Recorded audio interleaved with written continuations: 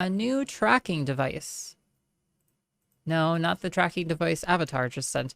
A different kind. A kind of tracking device that is for tracking books. Books that we have or have not read here in Morrowind. So as we read books, we can mark them off of our book list. So we know when we've read all of the books in Morrowind. Yay! Yahoo! Dare I say. Yeah, Rivet, so good to have you. Blog, thank you again for the 15 months. Yeah.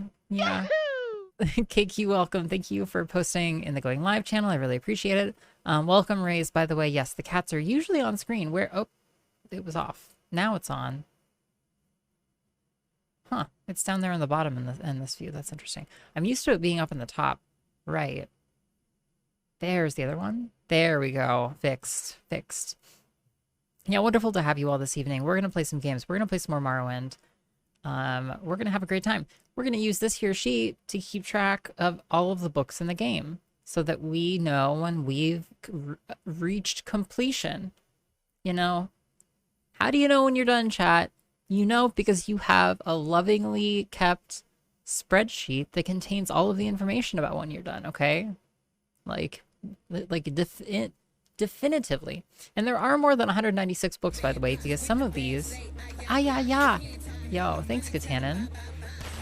A checklist. Says, a checklist. That way lies brilliance. And reading. And mad reading.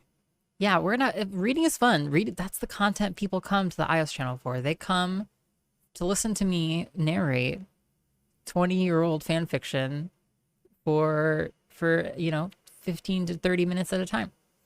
Yes, it is from Cowboy Bebop, Dusty Cornbread. Cowboy Bebop has a lot of wonderful music, honestly. It's really good. It's really enjoyable. You've got an okay Bill Clinton. I'm gonna need to hear it next time I'm on the We Wrote a Movie channel. By the way, you love to see We Wrote a Movie Emma. When am I gonna get an artist credit for this emote I made?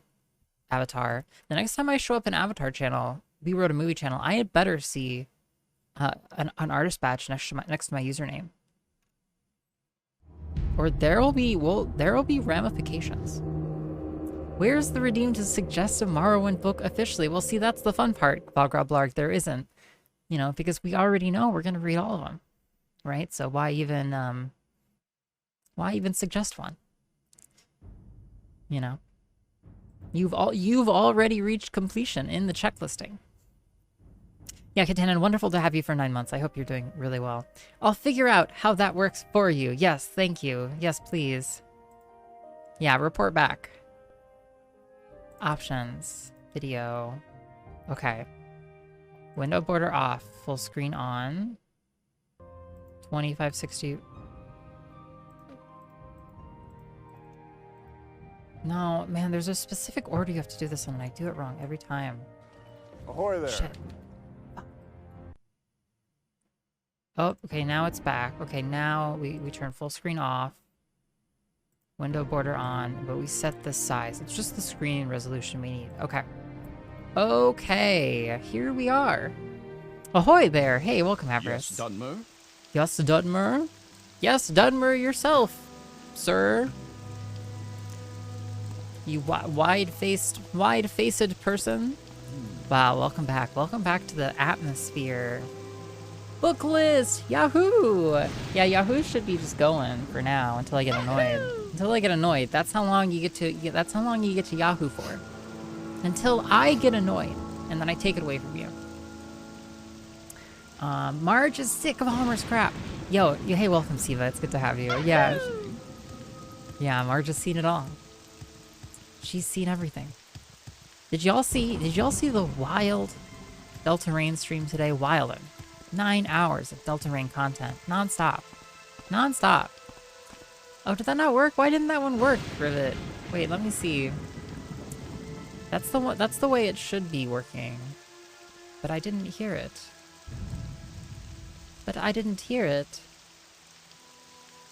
Shit, that one doesn't work. Why doesn't that one work? What the heck? 1 second.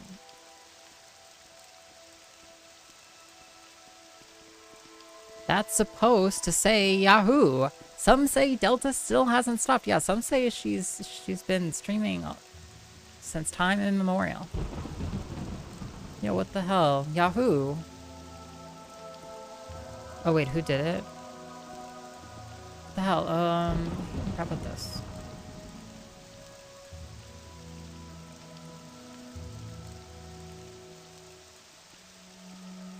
Okay, how about this? Still no, what the hell?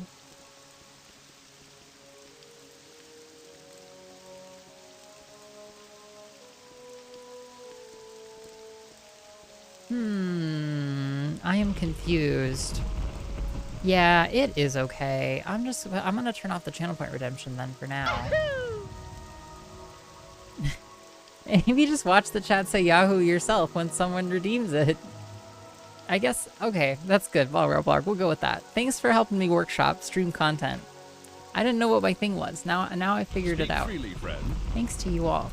Yo, Avarice, congrats on your new PB. Level 74. Huge. Huge level. Okay, so here we are. This is us. So there I was. Okay, in Morrowind. Spin me right round, ears right round, like a camera, ears right round, right round. Scooey, Avarice. Scooey. This green tea frappe hits the spot after being hot outside today. Nice, Hugo, nice. Is it from Starbucks, perchance? Kind of sounds like it. It's a good choice. So, what are we up to again? We have, where's our journal? Jay. We got told about somebody who's a Nord bandit who's accosting travelers. Yeah, we did that note. So we were on our way to Balmora. Yeah, this super cozy rain. Super cozy. It just nails that cozy ass vibe.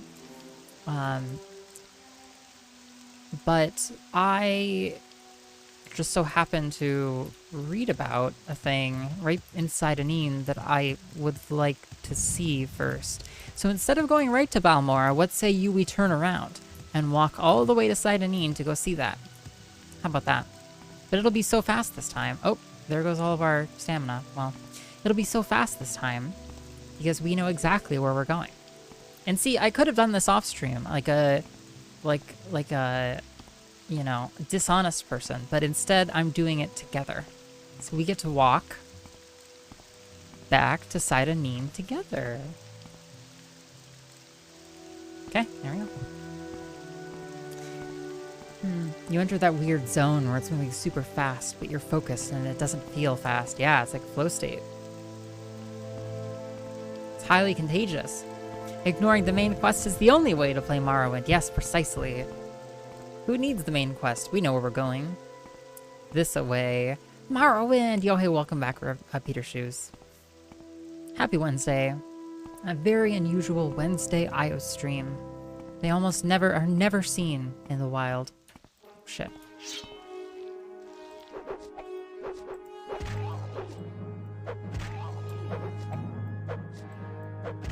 Okay. So that kind of demonstrates why we need stamina. So what we've kind of discovered over time and through some battling is that if you have no stamina, which is the little green bar at the bottom left of the screen, you can't hit anything for shit. Okay? It's like your eyes go cross-eyed and you can't, you just can't. But also, running eats up stamina like nobody's business. So we're stuck here walking because we've been running too fast through the game. Of course. Speed running the game are modern player expectations. So instead we will pace ourselves. Yeah, I hope you all have had a great week. It's been a good one for me so far. To be honest, when I haven't been at work, I've been playing the heck out of Divinity 2. Trying to finish the second act. I'm like 80 hours into this current playthrough, which is my second, and I have just gotten past the farthest point I ever got in Divinity Act 2. And it feels good. It feels good. Yo, hey, Magic Pen, welcome. Yeah, thank you. Yeah, we will have fun. Good fun. Oh my god. Magic Pen, for a second, I thought you were, like, being, like, GLHF, but, like, morphed down just to, like, GF, but you were not. You were using that as an acronym for girlfriend. Makes sense. Yeah, it's great to have you. Very unusual, because it's actually Thursday for me right now. Nice. Rich Loves Games, welcome. For me, RLG, yes, of course RLG. Yep, that emote, Magic Pen. That emote indeed. Yeah, Divinity 2 is great. Divinity 2 is like an absolute pleasure. It's just a pleasure, a little RPG, full of RPG goodness. Every which way you look. You know, you've got some RPG, like, little bits of RPG love, little sprinkles. And that makes it very dense in terms of, like, the stories it tells. And, you know, the voice acting is consistently really excellent, and the writing is good, and it's hard. I'm playing it on, like, one of the harder difficulties. And it's hard. I can confirm. It is difficult. Oh yeah, I also found out that there's supposed to be a ring in the first cave we were in that we just totally missed. Imagine. Oh, we should sheathe that. Sheathe it. So yeah, if you haven't played Divinity 2, it's been out now for many, many years, but one of these years I'll finish it. A scooey. But I'm really not in a rush, honestly. It's the most fun parts of it are when it's hard, and I've started to get to the end of Act 2 where I'm just kind of like steamrolling over everything. It's a vibe. It's a good vibe though, you know? Sometimes you just want to feel powerful. Like now when I'm running in Morrowind. God, do I feel powerful. Look how quickly we're traversing space. It's realistic though, you know, in real life. You wouldn't be able to run more than, I don't know what, you know, half a kilometer before gasping for breath. And, you know, and when you were gasping for breath, you try picking up a sword, which weighs 21.6 units, okay? So, you know, I just can't really handle isometric perspective anymore, but I want to try Divinity eventually. What can't you handle about it, Jay? What happens? You make it sound like you have like an allergic reaction to the isometry. I don't know that they got overdone. I feel like there was a rash of not so great ones. I don't know what it was about Wasteland 2, but it always ran like terribly. But Divinity 2 is really good. It's like Jay Foddick's the kind of gamer who would do a Lone Wolf playthrough. Yeah, I just don't like looking at it. Yeah. Divinity 2 is not bad. I like isometric perspective. Y'all are crazy. Okay? Advance Wars, Super Mario RPG, a million other amazing games that are in isometric perspective. Hey Defiant Styles, welcome. Holy shit. Wow. What do you say? Let's dance. I'm glad someone is able to play this masterpiece. I can't because of the controls. Welcome, Defiant, welcome. What was it about the controls that bothered you? They're pretty normal. Whoa, this Guar is tame. I was about to go ham on this Guar. Look how cute they are. Adorable. Kind of. I love it. Tunic is like isometric. Did you enjoy Tunic, Defiant? I love an isometric perspective.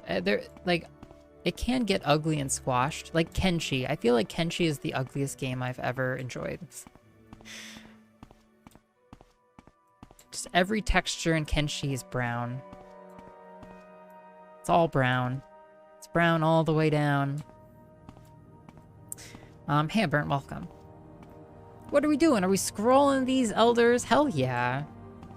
Yeah, we're walking to Sidenine. We're walking back to Sidenine, actually, to be specific. This was the ghost place. Yeah, the ancestral tomb.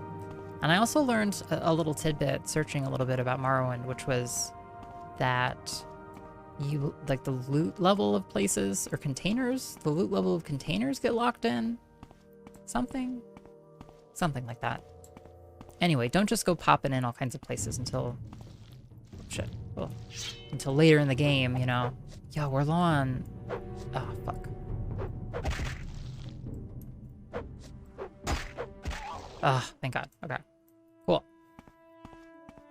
So don't just go popping in all kinds of caves randomly.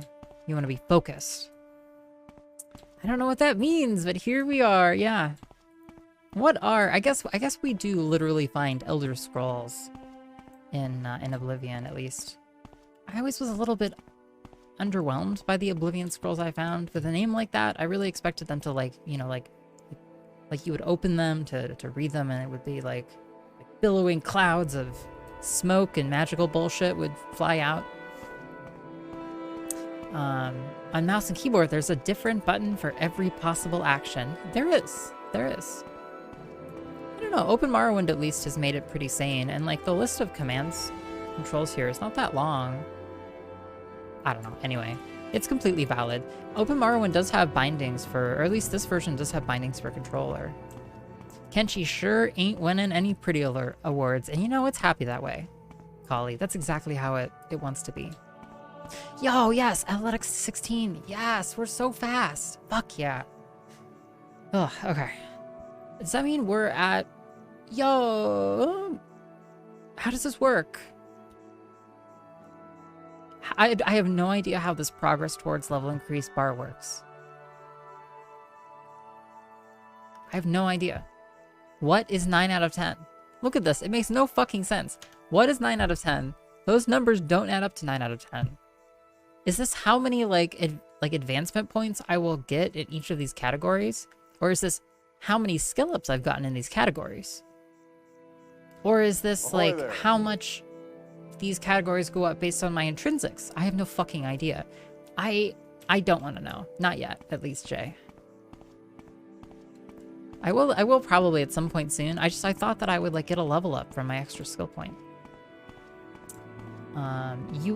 Hades was a beautiful isometric game, though. It was beautiful.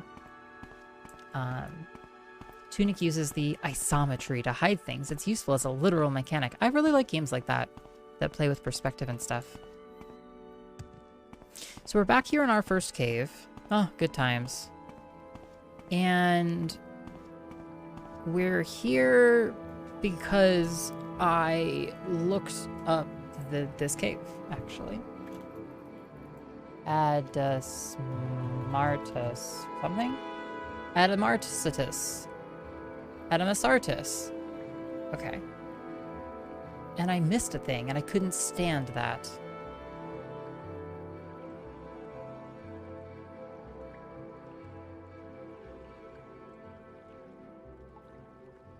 Okay, so up here, I couldn't stand that I had missed something. I hate it. I hate it!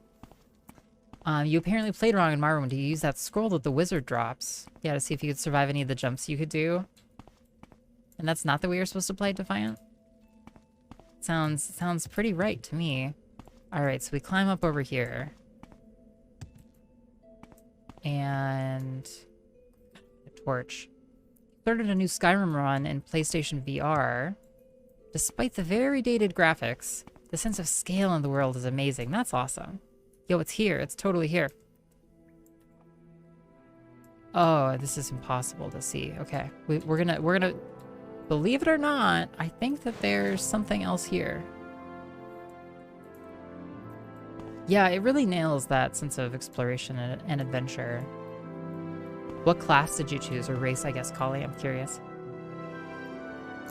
Ahoy! Hey, welcome, Iacane, welcome. 9 out of 10, wood level again. I know, it's... Torch! No way! Wait, whoa.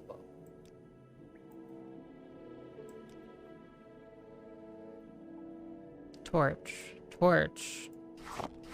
Yes! I can wield a torch and a sword. Amazing! Immersive! Holy shit! We even hold the torch. Wow. I've been playing RimWorld on my Steam Deck, and it runs great. Oh, Icon, that's amazing. I'm glad it's working well, even for a game like RimWorld, which is very, sort of like very PC oriented. On the corpse, near the rib cage.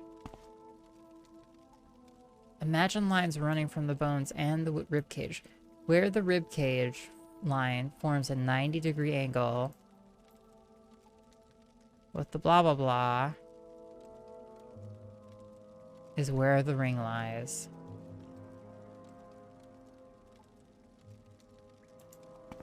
Oh my goodness, this is insane, actually. The guide would tell me that there is a ring here. Oh, what? Oh my god. Oh my lord, okay. RimWorld is so much fun. It sounds like a great game. Somehow also playing Divinity 2 on a Steam Deck sounds really cozy to me. Okay. Yo, even when we put our sword away, the torch comes out. Oh, amazing. Finally, we got a light source. I remember the old days when I was an ultra rare VIP. Those were the days. Yeah, RIP. Too bad you're not special anymore, Burnt. Too bad. Hey Brittany B, welcome. It's good to see you. Speaking of someone who is special, welcome Brittany B. This wiki is lying to me. Another way to describe its location would be to face southeast. Okay, that's southeast. Face southeast. While standing nearby on top of the rib cage by the long bones, it's laying at the very tip of the root coming down from the wall?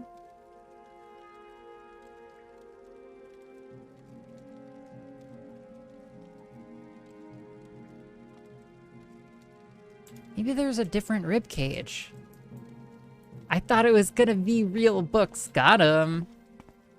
Yeah, please play again, Jazz. If you would like books, there are actually real books on the iOS Discord.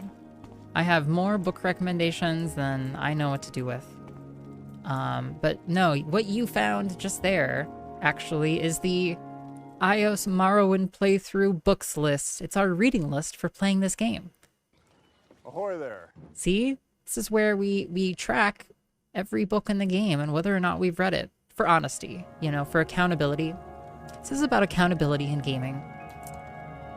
It's only a crime if you get caught, I suppose. I hate that I'm doing this. Is there another... Everest Clary has some nice words to say about That's another more bones. chatter. What the hell? Let's listen. Rivet is a really nice person and they gave me one of their cheese-dipped pretzel sticks and I just think that if we play tag, I tag them last. Yo, amazing. Oh, there's a lot of rib cages here.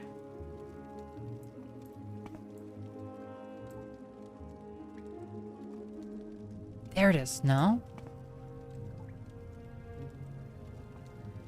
I'm so glad, Avarice. I'm so glad. Welcome, Etsy. Welcome. It's good to see you. I wish Skyrim hadn't fully oversimplified Morrowind. Does so much cool stuff. It really does. It does. Dinosaur Fossil Hunter does look like fun. No, my torch went out. I only get like 2 minutes of torch time. Game sucks. Game fucking sucks. God damn it.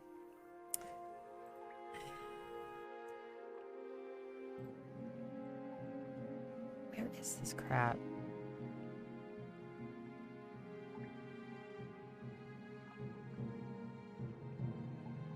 Look for the rib cage and 2 long bones amid some mushrooms. Okay, which I... Oh, was that it? Did I see it for a second? The hell?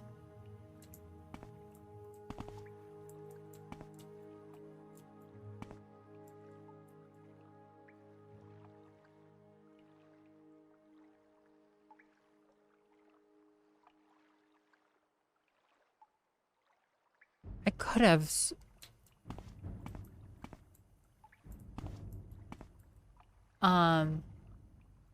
Where the rib cage line forms a 90-degree angle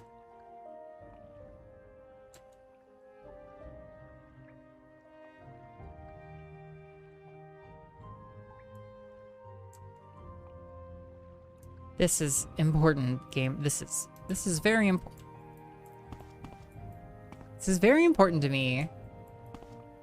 This is iios. Rivet threw a ball at me. We'll throw it back, Rivet. I hope you understand that this is really important to me.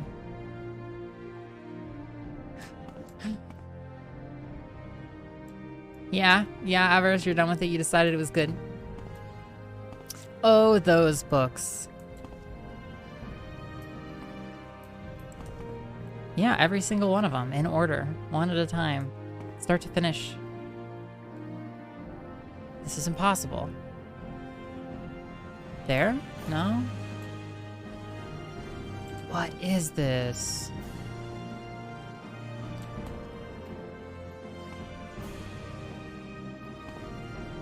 What was the other one? Strat? Base southeast, okay. While standing on nearly on top of a ribcage by the long bones, okay. It's lying at the very tip of the root coming from the wall.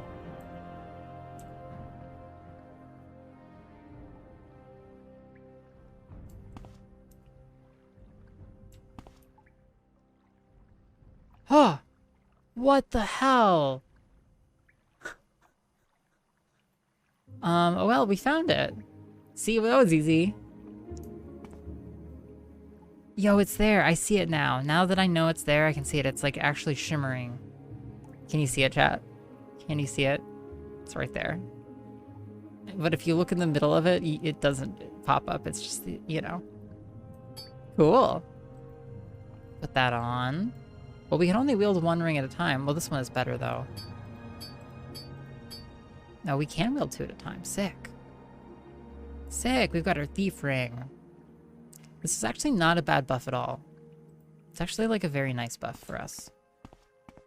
Okay. Well, that was good, wasn't it? Is that as good for you as it was for me? My roommate got me a bag of Horror Hound candles again. I'm happy. How would you describe the smell of Horror Hound? Avarice. No, but if we do want to talk about books that we've enjoyed recently, I'm all for it. Yeah, tell me, what's a book you read recently, chat? I've been reading a book called A Scanner Darkly by Philip K. Dick, which is really good, actually. Yeah, Jay, I wonder if it would have been easier to find without the upscaled stuff.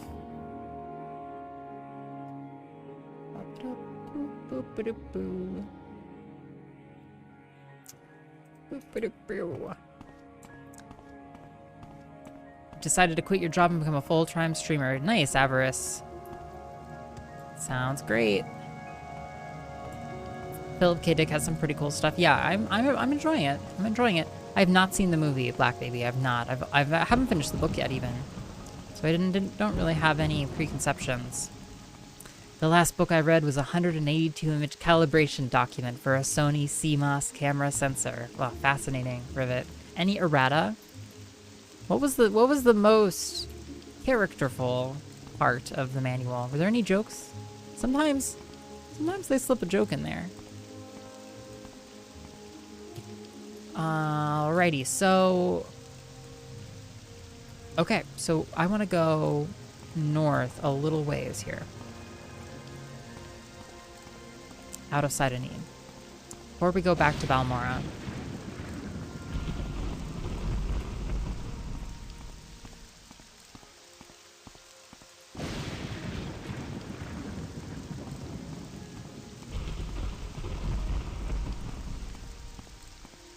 Ba-ba-ba-dum. Ba-ba-ba-da-ba-ba. Yeah, how about you, Black Baby? Is the movie good? Does it hold up? Does it capture any of the magic?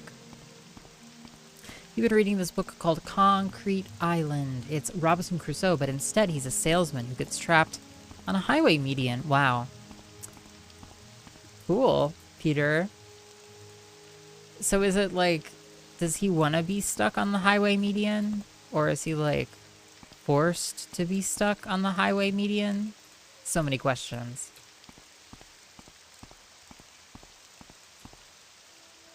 Okay, before we go any farther, let's grab this stuff down here. You started at childhood's end since you've heard it mentioned for years and years. Draggletail. Nice. Is that a novel, Hooligan? I read a book called Psycho Nymph Exile recently. It's described as... Whoa! He fell.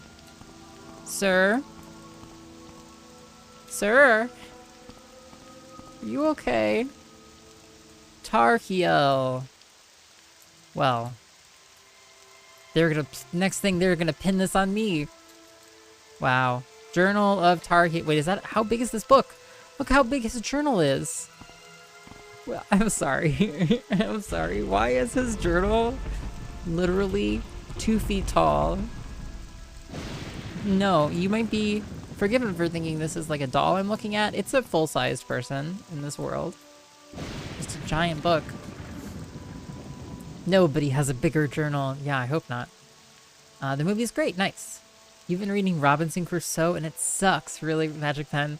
I'm sure it's very dated in many ways at this point. Oh yeah, I stopped. I didn't finish reading the description of Psycho Nymph Exile. It's a post-anime Gura wave trauma romance novella about a disgraced biomech pilot and an ex-magical girl. Wow, it sounds edgy, Jay. Would you recommend it? Yeah. Yeah, would you recommend it to a friend? Or lover? The joke is that Sony makes you beg for their documentation if you're a small fry company. Yeah. They're not forthcoming with it. The pacing and acting are wonderful. I'll have to check it out, the Scanner Darkly movie.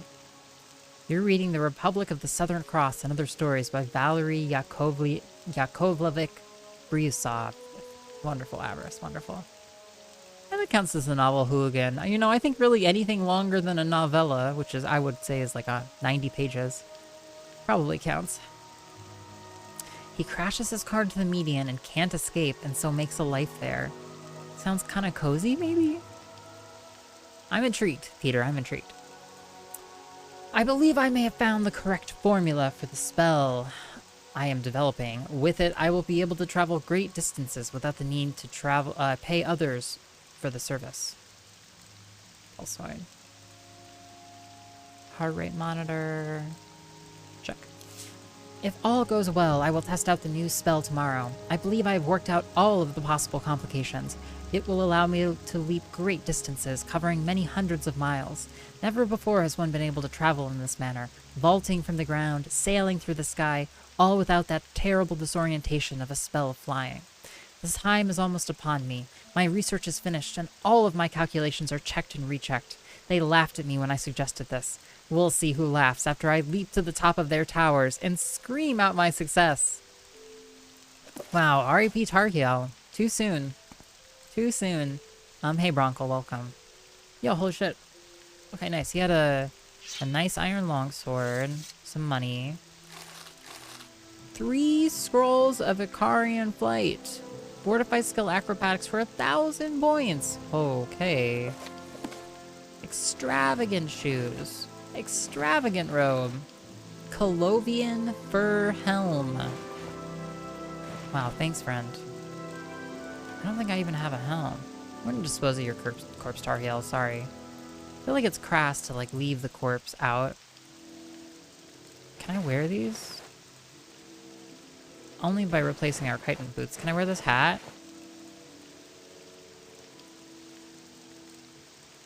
What did I take off? Or did I not? I don't think I did. Can I wear this robe? Yo, I totally can. I love that you can just wear stuff. Oh my god, we're amazing! Yo, sick! Oh my god. Everything's coming up iios. iios, you should try the scroll. Okay, here in a second. Let me save, and then we'll try it. Incredible. I like the armor system. I like that I can stack, like, clothing. I can wear a robe and a shirt. Give me an extravagant shirt here. Hell. Cool. Alright, let's save. Plundering. It was good. A very visceral prose. Can only imagine. And let's read this scroll of flight. Okay. Doesn't feel like anything to me. Wait. Cast it. Wait. Do I actually have to, like, hold it? Sorry.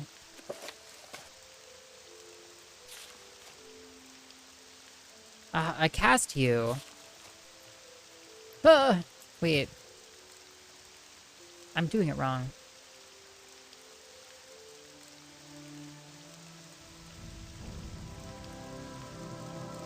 And also, what happened to my magic menu? I would low-key like it. Crap. Low-key like it back.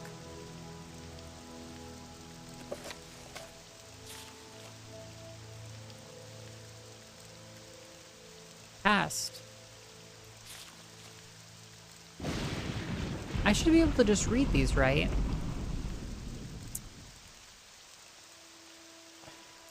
He likes big books and he cannot lie. No, wait, he's definitely lying on the ground now. Oh, got him. Okay, so that's how I click to open up. Oh, can I click this to open up magic? Okay. And then here, Thief Ring, the Belt of Northern Nuck. I don't see a way to use. Oh, I do here. There we go. Okay. All right, here, you ready? I cast you. Wait. I cast you. Oh my god. Oh dear. Oh shit. Okay. Great. Well, that's what 1,000 acrobatics will do to you, huh? Send you to the literal moon? Okay. Good to know. Good to know. Yeah, this was the first thing you found, Avarice. In 10 minutes, you just walked out of town. Alright, well, I wanted to find our falling sorcerer friend. And now we begin our walk back to Balmora. Yes, we do. Sounds like the terminal. Yeah, that movie about the guy stuck in the airport. I remember that. Is that Tom Hanks? Was Tom Hanks in that? That's like a famous silly Morrowind bit. Yeah. I've definitely heard of, like, I think about that. Your acrobatic skill increased to 41. You should rest and meditate on what you've learned. Should I, game? Do tell why. 10 out of 10, eh? This must be the balance. So like, my agility multiplier shifted into strength or something because of my actions. Snow Crash was good. I liked Snow Crash.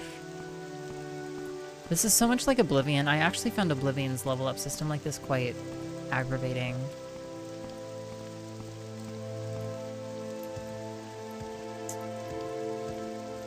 Snow Crash is good. Sometimes Stevenson's writing is a little uneven, but in general, I like his writing a lot.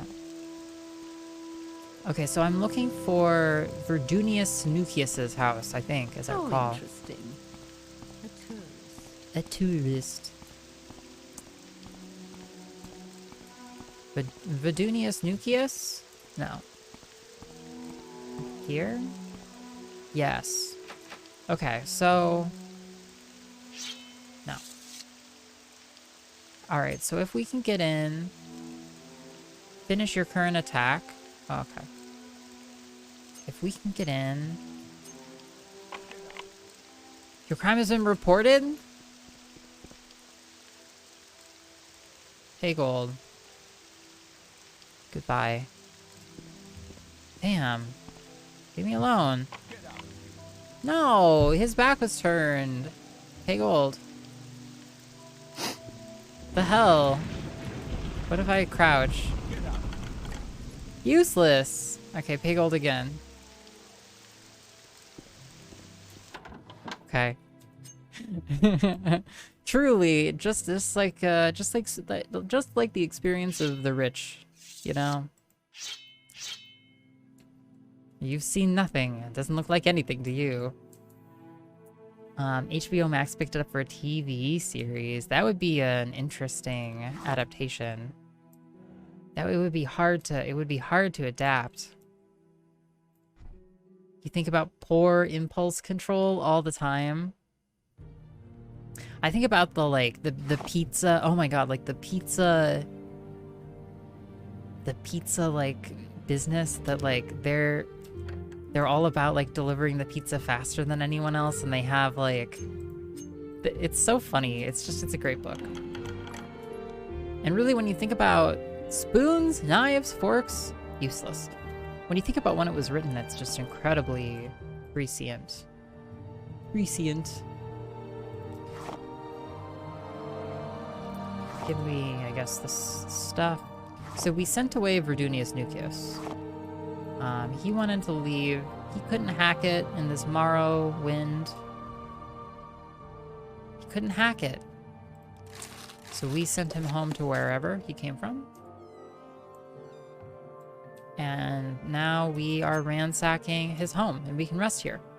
So it is 4 a.m. Let's rest 4 hours. You have ascended to level 2. You realize that all your life, you have been coasting along as if you were in a dream. Suddenly facing the trials of the last few days, you have come alive. What do these numbers mean? What do these numbers mean? Times 5 strength 40, intelligence 50, times 2 willpower 30, times 2 agility 40. Yeah, I can open the bedside drawer again in a second, yeah. Speed 50, endurance 30, personality. Maybe this is based on like my intrinsics, and so it's like I get different amounts of points based on like my race and like class, and then the multipliers happen on top. So in a way, like my speed and personality multipliers being... I don't even know. I have to distribute my points. I'm sorry, what? Okay. But how does the times 5 get incorporated into it? I don't understand. A times 5, yeah. Does that mean I get like... Oh. So I get... that much of a point multiplier for, I guess these are attributes.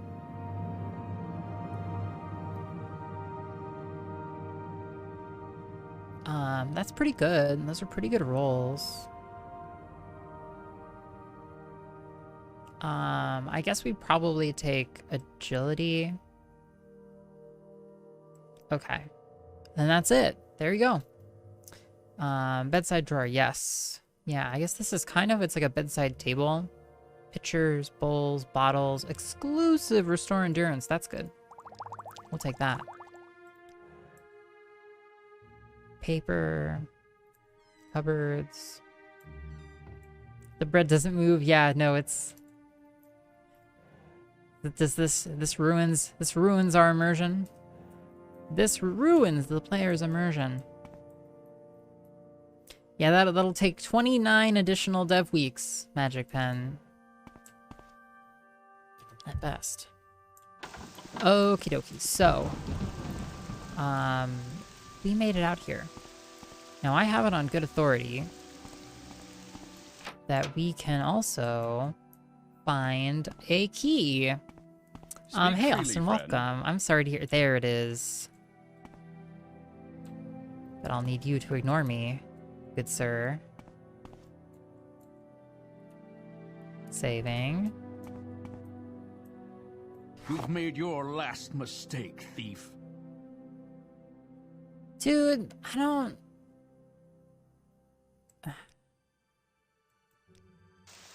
What happens if I serve my time? Yo, my fucking skills drop by a ton? No way. There's no way. You go...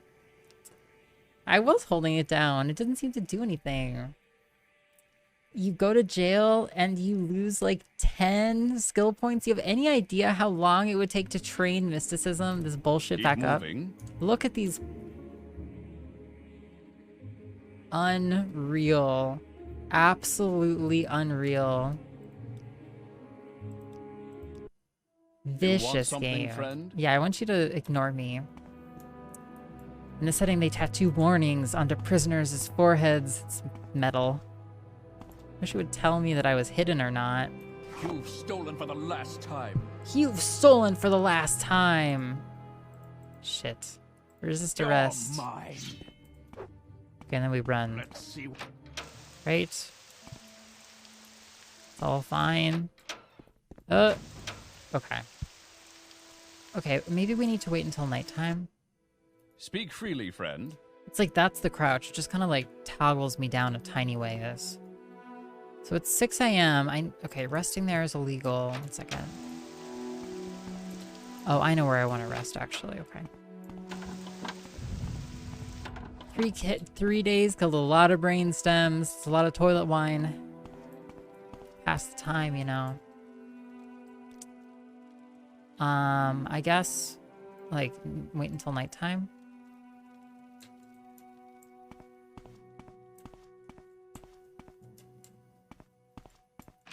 And now if I come back over here... Damn it! Where are you? What are you doing?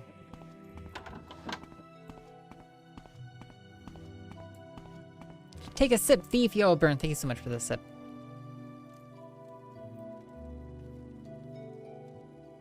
Yeah, and the part in Snow Crash, yeah, with the mafia owning the pizza company or whatever.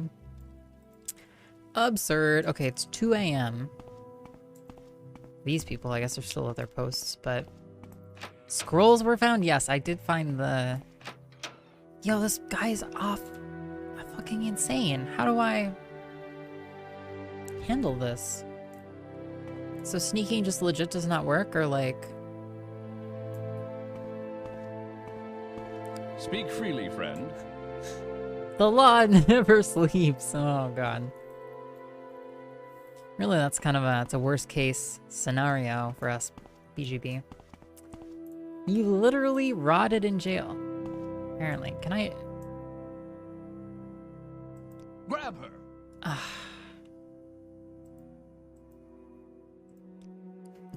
Excuse me.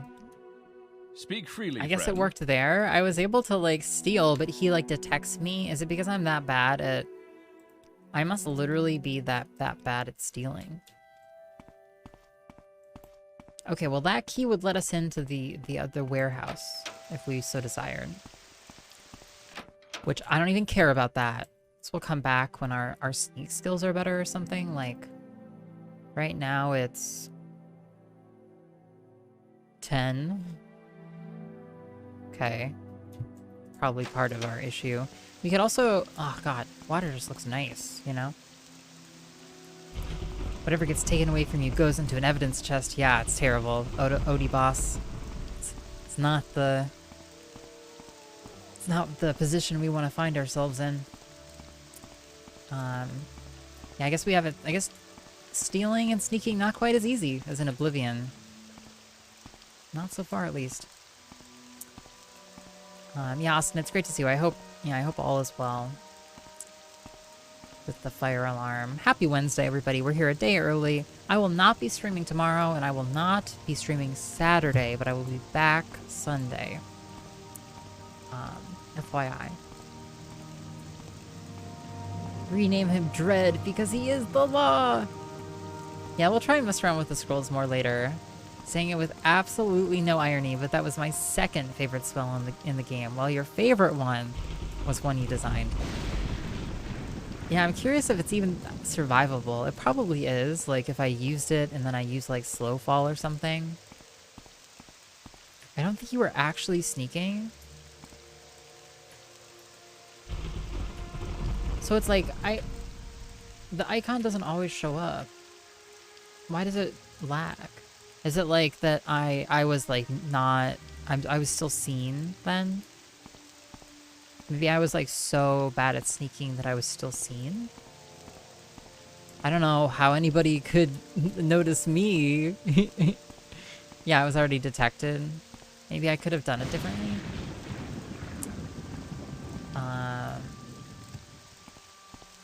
Should we sneak our way to sneaking our way to Balmora?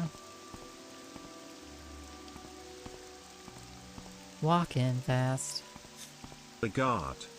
Citizens of Seydarneen, this is the law.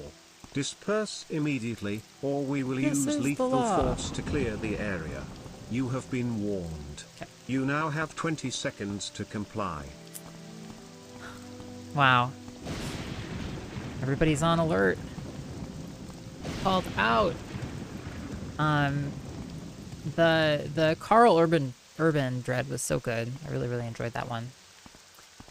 Did you play Hyperlight Drifter? I did, and I saw that they're working on another new game as well.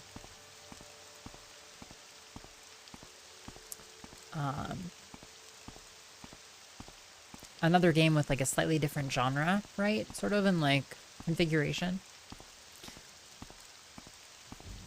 Damn it, I knew I should have gone, you know, a sneaky archer build. Okay. To Balmora we go. The soundtrack to that Dread movie is good too. I'll have to check it out. Thanks to your level up, we're now walking a tiny bit faster. Is that true? Is that really the case? I guess we do have more speed. Holy shit, you're right. I love blah blah blah that this is like 55 speed. You know? Like, that's like, you've invested heavily in speed. This version is not in a hurry. I mean, this is a walk animation, but like the run just chews up our stamina. We do have 147 fatigue now. It's called fatigue. Yeah, how about you, Burnt? You picked it up after stopping a playthrough over a year ago. Nice. Yeah, I found it just really pretty and fun to play, and I had a little bit of trouble finding all of the doodads in Hyperlight Drifter, but there are always signs if you know what to look for. The tiniest of bits. What was the response on Hyperlight Drifter? I have played it. I played it off stream before I started streaming, that is. But it was really good. It's also just was like really well in terms of its length, I guess I want to say. It was a really well length. It wasn't too long. It was pretty challenging. There were lots of secrets to find. The music was excellent. Hyperlight Drifter was awesome. I honestly played it on keyboard. I think I played it on keyboard. It was not a good experience. Not a good keyboard experience, that is. Yeah, the music is stylized really well, yeah. You were gonna jump straight into recommending it officially. I do want to play the follow-up. Has an extra special movie they'd like us to listen to. What We Do in the Shadows. Wonderful, Collie. 2014 comedy in a faux documentary style following the lives of vampires living in a modern-day share house. I love this movie. It also made way for a follow-up TV series. Taika Waititi is one of the main characters, and that should be reason enough to love it. Yeah, thank you so much, Collie, for this recommendation. I've heard good things about this a bunch of times, and I've never seen it, and I would really like to. And so I really appreciate any movie recommendation, but especially this one. I want to watch that. I also want to watch Back to the Future, which I've never seen, and people tell me is a movie. But I'm so psyched. Yeah, we get any more excuses to use iios Vampire we have to take. You're in the last boss area now. Nice, Burnt. The bosses are fun on Hyperlight Drifter. How have you never seen Back to the Future? Wow, I don't know. I never had it. No one I talked to ever had it. Back to the Future is indeed a movie. Yeah, I've heard some reservations about it, which I'm sure will be a factor. Yo, we're actually moving decent now. Now that we're running. What can I help you with? Now that we're running, we like actually move a decent speed. Okay. To Balmora we go. We do not need to watch Back to the Future. Blues Brothers, on the other hand. Another movie I've never seen, Everest. You enjoyed it as a kid, but seeing it again a few months ago had you grimacing half the time. It'll be interesting to see it for the first time in 2022. second movie was your favorite movie as a kid? That's fun. Have you rewatched it, Rivet? See if it quote unquote holds up. I have some movies like that that were really my favorite movies as a kid that like I can now objectively say I accept that they are not good exactly. Or they're like very selective quality. Let me put it that way. They're selectively good. It was your favorite too, Collie? Wow. Well, there you go. See, I need to experience the cultural heritage of iOS chat. Yo, how far has Delta gotten on Mario? Like, she was like going ham on Mario 1. Trying to do like a no warp Mario 1 playthrough is hard. Mario 1 does not play. Friend of the stream, Jay Foddick, was telling me that there's no PP speed in Super Mario Bros. 1. But I know that that's false. There's some kind of momentum. Maybe it's not PP momentum, but it's momentum. I've seen her as far as 5'3" or 5'4". Goddamn. She's jumping. Blues Brothers 2000s was also excellent. Yeah. I have no idea what tone or like genre really even Blues Brothers would be. What the hell is this? Oh shit, I need to equip our silver claymore. Hi there. Are you a friend? Hey, Scrib. Okay. Alright, well, we'll just leave you be. You rewatched the Back to the Future series in 2015 when the second one was supposed to take place. It still holds up for you. Yeah, it will always be a classic series. Wonderful. There is indeed momentum in SMB1. I assume PSP is specifically about SMB3's visualization of reaching maximum speed and the mechanics that require it. I'm not sure. You know, it's like getting picking up momentum in SMB1 happens on like a, you know, it's like a different formula. It has a different feel to it. Happens at a slightly different time, but it's just as tangible to me as the momentum that you get in like Super Mario World or something. Hey, MT Calories, welcome. Fantastic to see you. This is a weird walking simulator. It's atmospheric burnt, okay? We're going to Balmora now that we've spent the first hour of stream walking back to the beginning of the game and back again. Walking back and back again. Give me that crush weed. Shit, I'm out of stamina. These Fallout 3 ports look funny. Yeah, you know, you'd be forgiven for thinking that. But in fact, this isn't the Fallout 3 port. It's an even better game called Morrowind. It's called Oblivion. I'm sorry, it's called The Elder Scrolls 3. It does like remind one so strongly of those games though.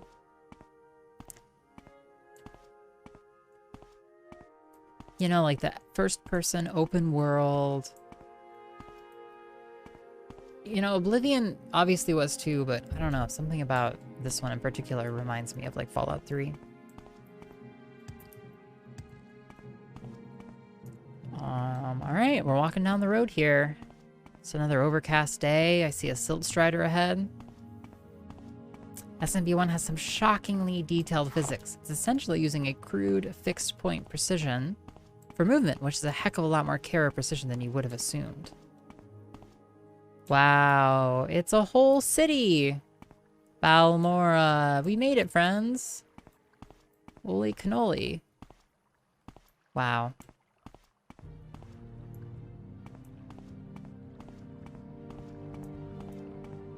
Okie dokie. Jay Fotic has an extra special video Thank for you, us Jay. to watch. Scoey. I would love to watch this video. Ah, because I need to recharge my stamina. Fatigue. It is extremely atmospheric, isn't it, Peter? SMB1 is one of the 3 games that gave you motion sickness? No, it must have been Fallout 3 or something. Donkey Kong Country, our love is strong. What a trip, man. What a trip. Beautiful. You know, a golden banana, indeed. Indeed. Wow. Some episodes even had multiple songs. Yeah, clearly there was somebody who was very musical on the team.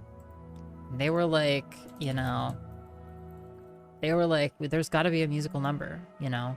The people, the viewers of the Donkey Kong Country 64 television show expect a musical number with their content. 2 hours of musical numbers in the series. That's just when you watch them back to back. You know, you spread them out. You watch all the build up and etc. Welcome. I'm sure it can stretch for days, even weeks.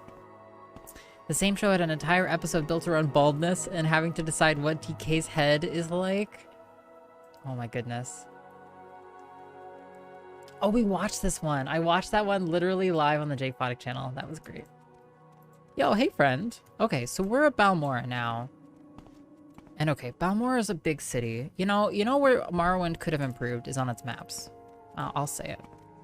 Hello, Hull. Welcome to Balmora, council seat of House Lalu. How can I serve you? Latest rumors. The Legion champion, Larius Varro, over at Moonmoth Legion Fort, has sworn an oath to stop corruption. He hasn't had much luck going through official channels. The syndicates have got their people covered coming and going. He'll never get anywhere working through the system. He's going to have to find someone who can get him around the system, or through the system. Like, straight and hard through the system. Okay. More rumors? The guys who are making the real money are the tax agents and bureaucrats. They take their percentages off the top. Little advice? Outlanders in Vardenfell do best in Outlanders new in Vardenfell do best in Balmora. House Halalu is imperial through and through, and you get a good mix of native and imperial people and services. Not as friendly to Outlanders up north in House Redoran territory or down in Big Vivek City, and definitely not friendly out east with the Telvanni Wizards. Shop the outfitters, then check out the guilds for work. If you want to be adopted by a great house, you'll need a patron, and that's easier when you've got reputation. Do not give me bedroom eyes.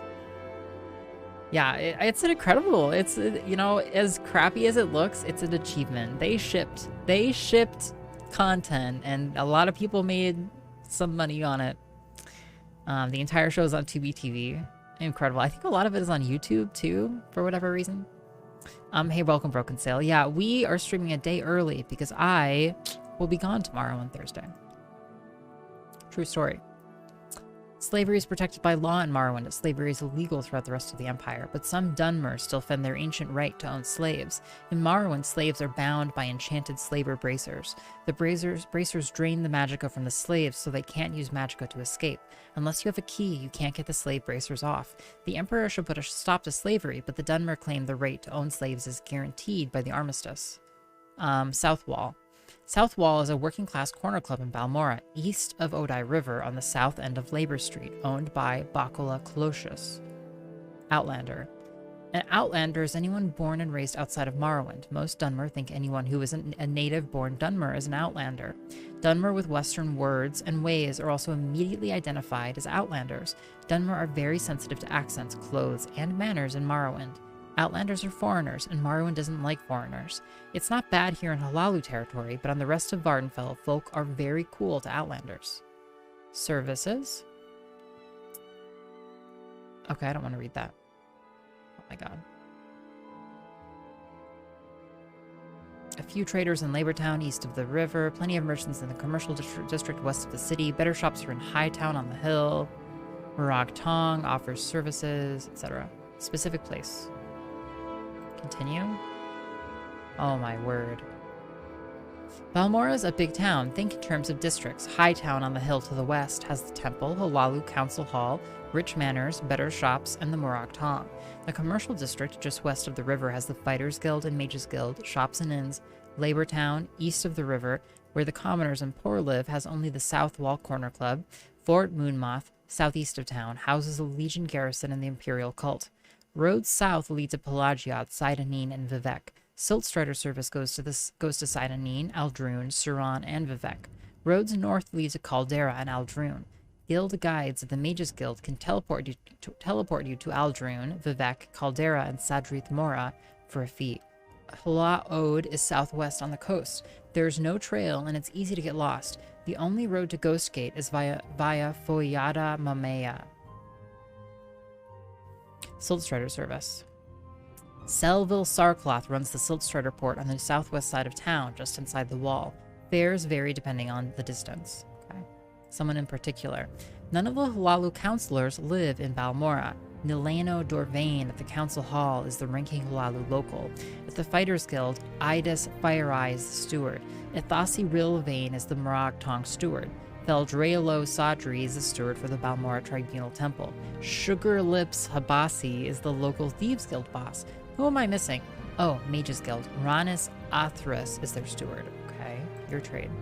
I am a pauper, one of the humble small folk. I make my way in the world as best I can, laboring in the fields, kitchens, and factories of lords and merchants. When times are good, I live well enough by my own work. When times are hard, I must hope for the charity of the nobles and wealthy merchants. Imperial Cult. Balmora's Imperial Cult Shrine is outside the town to the southeast in Fort Moonmoth. Aldasi Therothron is the priest in charge there. The altar there cures disease and poison, and they offer various other services as well. Guild Guide. A Guild Guide is a spellcaster of the Mages Guild who provides magical transport for a small fee. You can only travel from one Mages Guild to another, but it is the fastest way to travel between Vivec, Balmora, Aldrune, Caldera, and Sadrith Mara. Masa Linnick Marion is the Guild Guide at the Balmora Mages Guild. For a small fee, she can teleport you. Foyada Maimea. That works because you'll be gone tomorrow. Well, perfect. Perfect timing, Broken Sail. Foyada Mamea is a volcanic ravine that runs from the top of Red Mountain southwest to its end just below Balmora. An old Dwemer bridge crosses the Foyada near Fort Moonmoth. The best route to Ghostgate is to follow Foyada Mamea up from where the Pelagiad Balmora Road crosses the Foyada southeast of Fort Moonmoth. Fort Moonmoth is the Imperial Legion's garrison southeast of Balmora, just outside of town. General Larius Varro is the commander, and Rod Hardheart is the chapter steward. The chapter steward is the fellow to talk to if you were thinking of enlisting. Crulius Pontanian, an enchanter, is the Imperial agent. Between the Imperial Legions and Imperial cult staff, they have about a dozen service providers out there. Foreigners?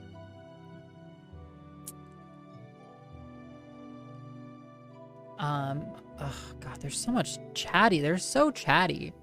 You know, I asked people one thing and they gave me 2 paragraphs of information in response. Most native Dunmer don't like foreigners. The Dunmer are a proud people, and they look down on other races and cultures. They particularly dislike outland Dunmer, dark elves born and raised to imperial ways, who don't know what it is to be a Dunmer born and bred. Foreigners can be accepted in Morrowind, even adopted into the great houses. There's even a Nord on the House Lalu Council, but it isn't easy. It takes time and effort to win a native's trust. Fighters Guild. Okay, I think this is just directions, and it's just telling us who to talk to. Killer Quee, stop and play a Kaizo exit now. Wow, wonderful, KQ. Well, so it is. This warm blood wants some. So it must be. Thank you, KQ. Well, the people demand it. Okay, okay, okay. All right. I'll probably just... I'm out. Yeah, we'll just do that. Wow. Wow, indeed. Wow, indeed. Okie dokie. Let me tell you what. This is as good a time. Yahoo! This is as good a time as any. To watch our nightly. Has to happen. So good to have you all. Thank you everybody for hanging out. Yeah, we'll keep doing bits and pieces of Kaizo. I don't want to just sit and grind it. But I also, Morrowind in our playstyle here is how do you say, a different vibe. Yeah, thanks for the GGs, everybody. Round green object. Good. Yes. Okay. Load. We are in Balmora. We are playing Morrowind. Morrowind. We have just arrived. This is our normal walking speed. We have just arrived at Balmora. We talked to this person. It's a big place. This is us. We found some new clothes. We look pretty good. I know. 1 level turned into 4. The addiction is creeping slowly. Be a full-time Kaizo streamer in no time. Yeah, we're gonna do QQ8s. And also chat recommended hacks. Oh, Claire, thank you. Yes, take a sip. Big sips. I think I know who you read into. Cheers. Cheers.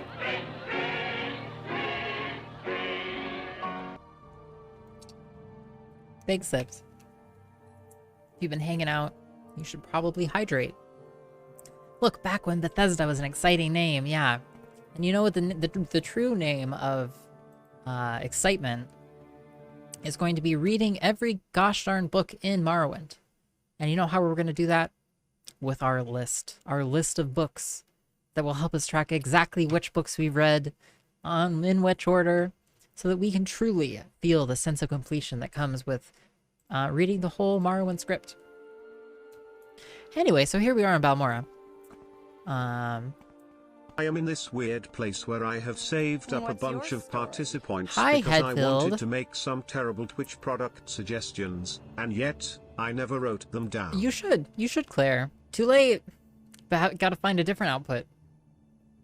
How many have you read so far? Let's count. Okay, 1, 2, 3, 4, 5, 6, 7, 8, 9. I'm gonna call it 10. Probably at least 10. There's probably one I'm forgetting. At least 10. Of the 200. Well, it's over 200 actually. Yeah, the 36 lessons of Vivek alone is 36 additional entries. Latest rumors? House Lalu must have a spy in Aldrune. They always seem to know what the Redoran Council is playing. I swear I never actually play the game. Yeah. I feel like I'm just ending up talking constantly ever since that I can't not read all of the text. You're considering a mercenary career. The Fighters Guild isn't too choosy. No, don't take offense. I just mean they're relaxed, easygoing, give along, get along.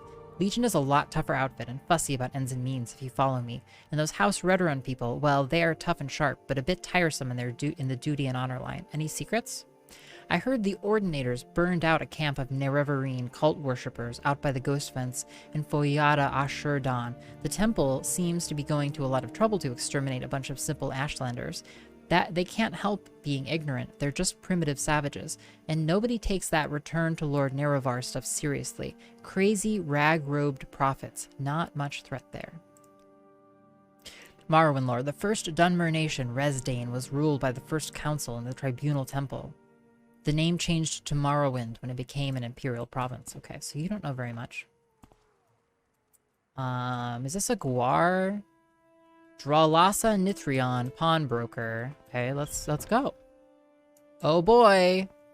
Oh boy, oh boy, oh boy. What do we have here? You know, one fun fact about books in this game is that you can read any book. It doesn't even have to be yours. In other games, I feel like it's considered stealing, but in this book, you just, and you're in. All right. Let's, here, I actually need to go here and here to iios games sheet, actually, is where we need to go. This is the Boethia book. The real Baron Zaya. Right, let us spreadsheet, okay? Is it gonna be, no, it's gonna be R, essentially. The real Baron Zaya, okay. Book 2, eh? What's the exact, it's the real Baron Zaya, comma, part 2, okay. I'm tired of this, Grandpa. Well, that's too damn bad. Queen Chortles is tired of this. I can't wait for the Elder Scrolls V part Ohio 2, to number. come out. Amazing, Queen Chortles. Yeah. Yeah. Yeah. And then we'll all spend, you know, the rest of our lives playing the Elder Scrolls Ohio. We'll find that truly we were trapped. All along, we were always trapped by Ohio. Queen, thank you so much. You know, Ohio gets a bad rap, but I guess it kind of deserves it. Oh yeah, gaming scene, right? Okay. Yes, we marked this one as green. Nice and green because we're gonna read it. Hey Havendigger, welcome. We're in Balmora. This is Balmora. Give me a break. Writer on decorating style. Rule number 1, brown. Honestly, I don't know that we found anywhere that's been very colorful yet. For the most part, everywhere has just been swamp. Endless swamp. Dozens upon dozens of fresh playthroughs dumping crappy goods on this pawnbroker. Yeah, it's beautiful. Queen, thank you again for the 8 months, by the way. It's great to have you. I would take Elder Scrolls 6 Ohio if it meant that we just got the Elder Scrolls 6, dang it, you know? The Real Baron Zaya Part 2, Anonymous. Baron Zaya and Straw settled into Riften for the winter, taking a cheap room in the slummier section of town. Baron Zaya wanted to join the Thieves Guild, knowing there would be trouble if she were caught freelancing. One day in a bar room, she got the eyes of a known member of the guild, a bold young Khajiit named Theris. She offered to bed him if he would sponsor her membership. He looked her over, grinning, and agreed, but said she'd still have to pass an initiation. What sort of initiation? I'm gonna pronounce this Terry. Terry said, pay up first, sweetness. This passage has been censored by order of the temple. Wow, rude. Straw was going to kill her. And maybe Terry, too. What in Tamriel had possessed Terry? Had possessed her to do such a thing? She cast an apprehensive look around the room, but the other patrons had lost interest and gone back to their own business. She did not recognize any of them. This wasn't the inn where she and Straw were staying. With luck, it'd be a while, or never, before Straw found out. My heart is in Ohio, which explains my cholesterol level. Oh, damn, mother of rot. Oh, those feels. Terry was by far the most exciting and attractive man she had yet met. He not only told her about the skills she needed to become a member of the Thieves Guild, but also trained her in them himself, or else introduced her to people who could. Hawthorne Heights intensifies. Ohio is for lovers. Yes. Yes, please and thank you. Yeah, take it easy, Becca. Thank you for hanging out. Among these was a woman who knew something about magic. Atisha was a plump and matronly Nord. She was married to a smith, had 2 teenage children, and was perfectly ordinary and respectable, except that she was very fond of cats, and by logical inference, their humanoid counterparts, the Khajiit, and had a talent for certain kinds of magic, and cultivated rather odd friends. She taught Baron Zaya an invisibility spell and schooled her in other forms of stealth and disguise. Katisha mingled magical and non-magical talents freely, using one set to enhance the other. She was not a member of the Thieves Guild, but was fond of Terry in a motherly sort of way. Baron Zaya warmed to her as she had never had toward any woman, and over the next few weeks, she told Katisha all about herself. She brought Straw there too sometimes. Straw approved of Katisha, but not of Terry. Terry found Straw interesting and suggested to Baron Zaya that they arrange what he called a threesome. Absolutely not, Baron Zaya said firmly, grateful that Terry had broached the subject in private for once. He wouldn't like it. I wouldn't like it. Terry smiled his charming, triangular, feline smile and sprawled lazily on his chair, stretching his limbs and curling his tail. You might be surprised, both of you. Pairing is so boring. Baron Zaya answered him with a glare. Or maybe you wouldn't like it with that country bumpkin of yours, sweetness. Would you mind if I brought along another friend? Yes, I would. If you're bored with me, you and your friend can find someone else. She was a member of the Thieves Guild now. She had passed their initiation. She found Terry useful, but not essential. Maybe she was a bit bored with him, too. Wow. Into the Thieves Guild, not so much into the Thieves Guild orgies, you know. Makes sense. She talked to Katisha about her problems with men, or what she thought of as her problems with men. Katisha shook her head and told her that she was looking for love, comma, not sex, that she'd know the right man when she found him, that neither Straw nor Terry was the right one for her. Baron Zaya cocked her head to one side quizzically. They say dark elven women are pro something. Prostitutes? She said, although she was dubious. You mean promiscuous? Austin Spafford would Thank like to you. listen to a lewd limerick, 842. I would too. Thank you so much, Austin. for giving us a little lewdness here as we're talking about prostitutes and threesomes and pairing.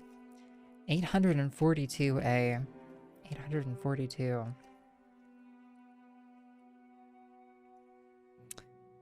Chapter 15. Sex Substitutes.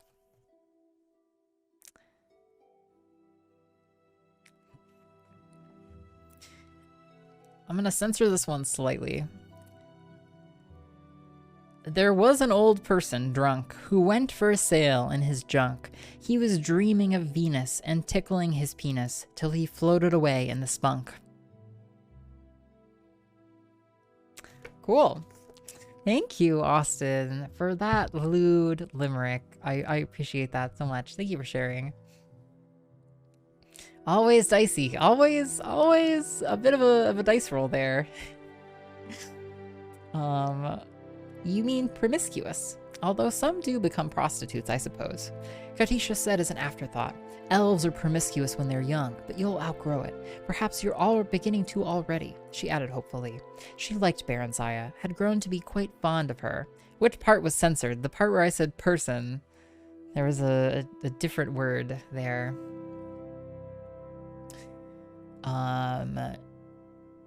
You ought to meet some nice elven boys, though. If you go on keeping company with Khajiits and humans and what have you, you'll find yourself pregnant in next to no time. Baronzaya smiled involuntarily at the thought. I'd like that, I think. But it would be inconvenient, wouldn't it? Babies are a lot of trouble, and I don't even have my own house yet. Also, you're a thief, Baronzaya. Like, you're gonna have, you know, a baby and go off to work thieving? How old are you, Barry? 17? Well, you're a year or two yet before you're fertile, unless you're very unlucky. Elves don't have children readily with other elves after that, even, so you'll be all right if you stick with them. Baronzaya remembered something else. Straw wants to buy a farm and marry me. Is that what you want? No, not yet. Maybe someday. Yes, someday. But not if I can't be queen, and not just any queen. The Queen of Mournhold. She said this determinedly, almost stubbornly, as if to drown out any doubt. Katisha chose to ignore this last comment. She was amused at the girl's hyperactive imagination, took it as a sign of a well-functioning mind. I think Straw will be a very old man before someday comes, Barry. Elves live for a very long time.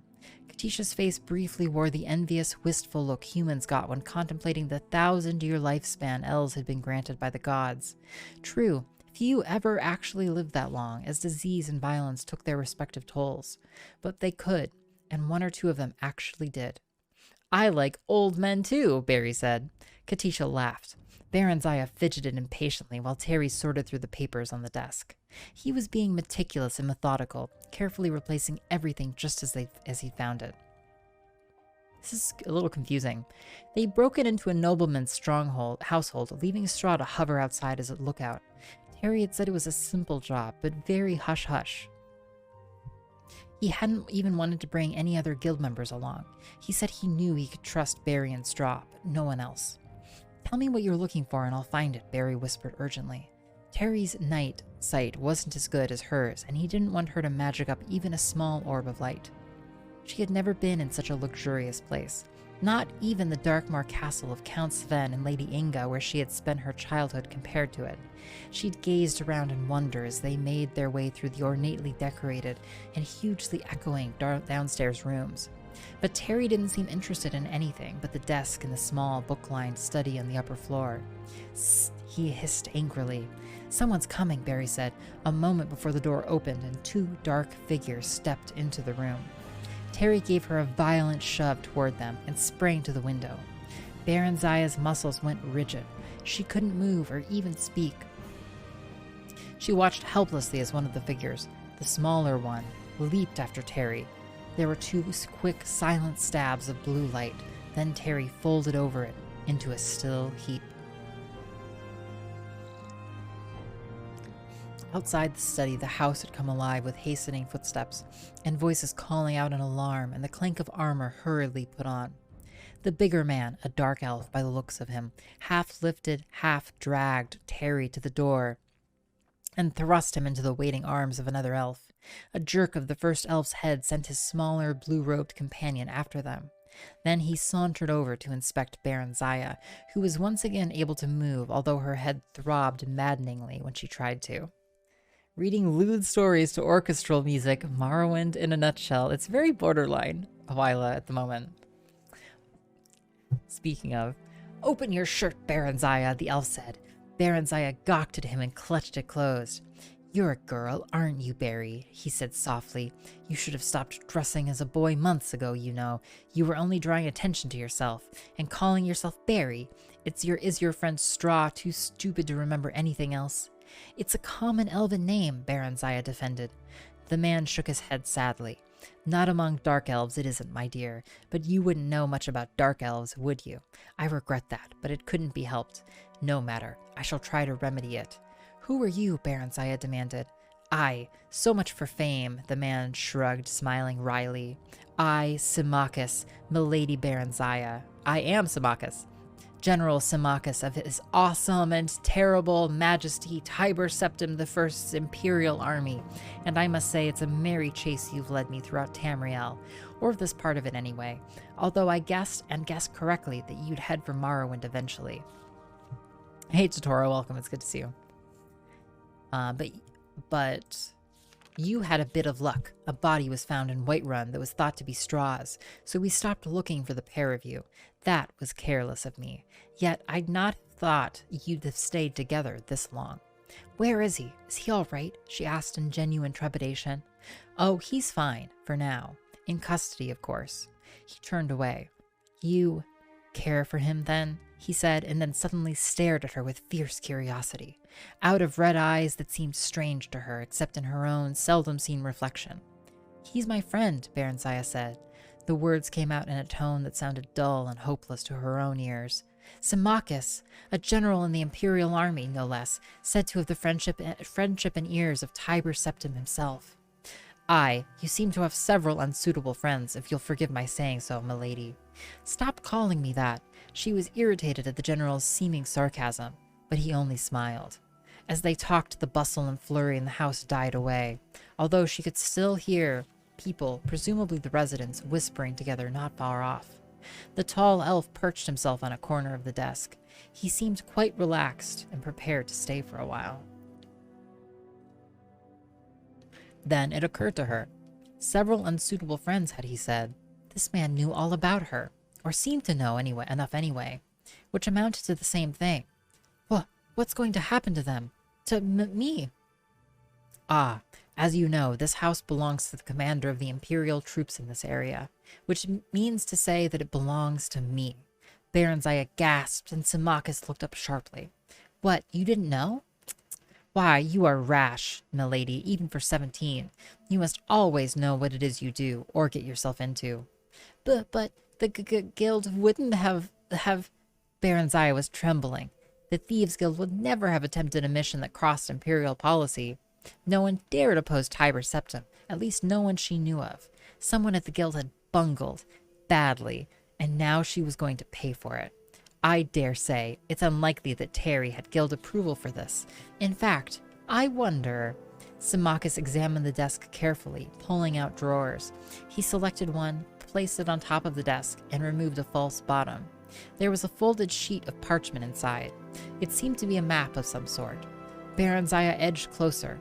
Symmachus held it away from her, laughing. Rash indeed. He glanced it over, then folded and replaced it. You advised me a moment ago to seek after knowledge. So I did. Suddenly he seemed to be in high good humor. We must be going, my dear lady.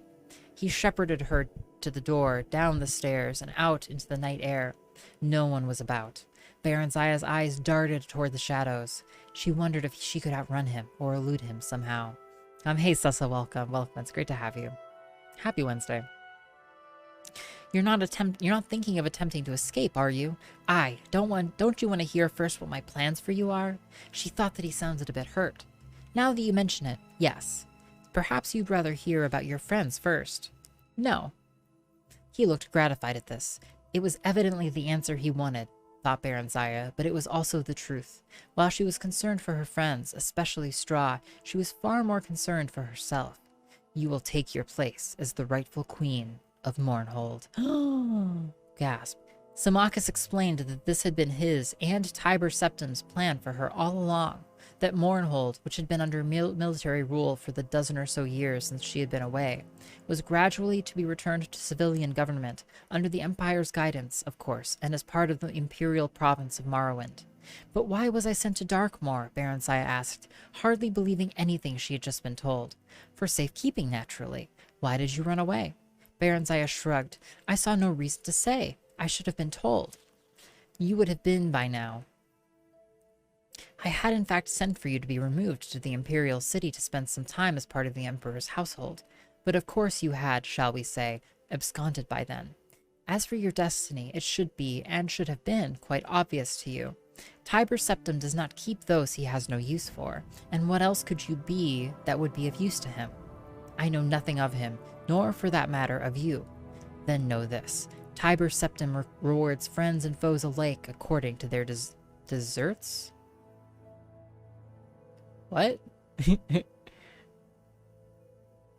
Tiber Septim rewards friends and foes alike according to their deserts? Huh. I'm imagining like the imperial the imperial cooking competition. My ADD has only heard edging and false bottoms. Yeah, if you read between most of the words to find one, you'll find a very lewd story here. Huh, yeah. According to their deserts.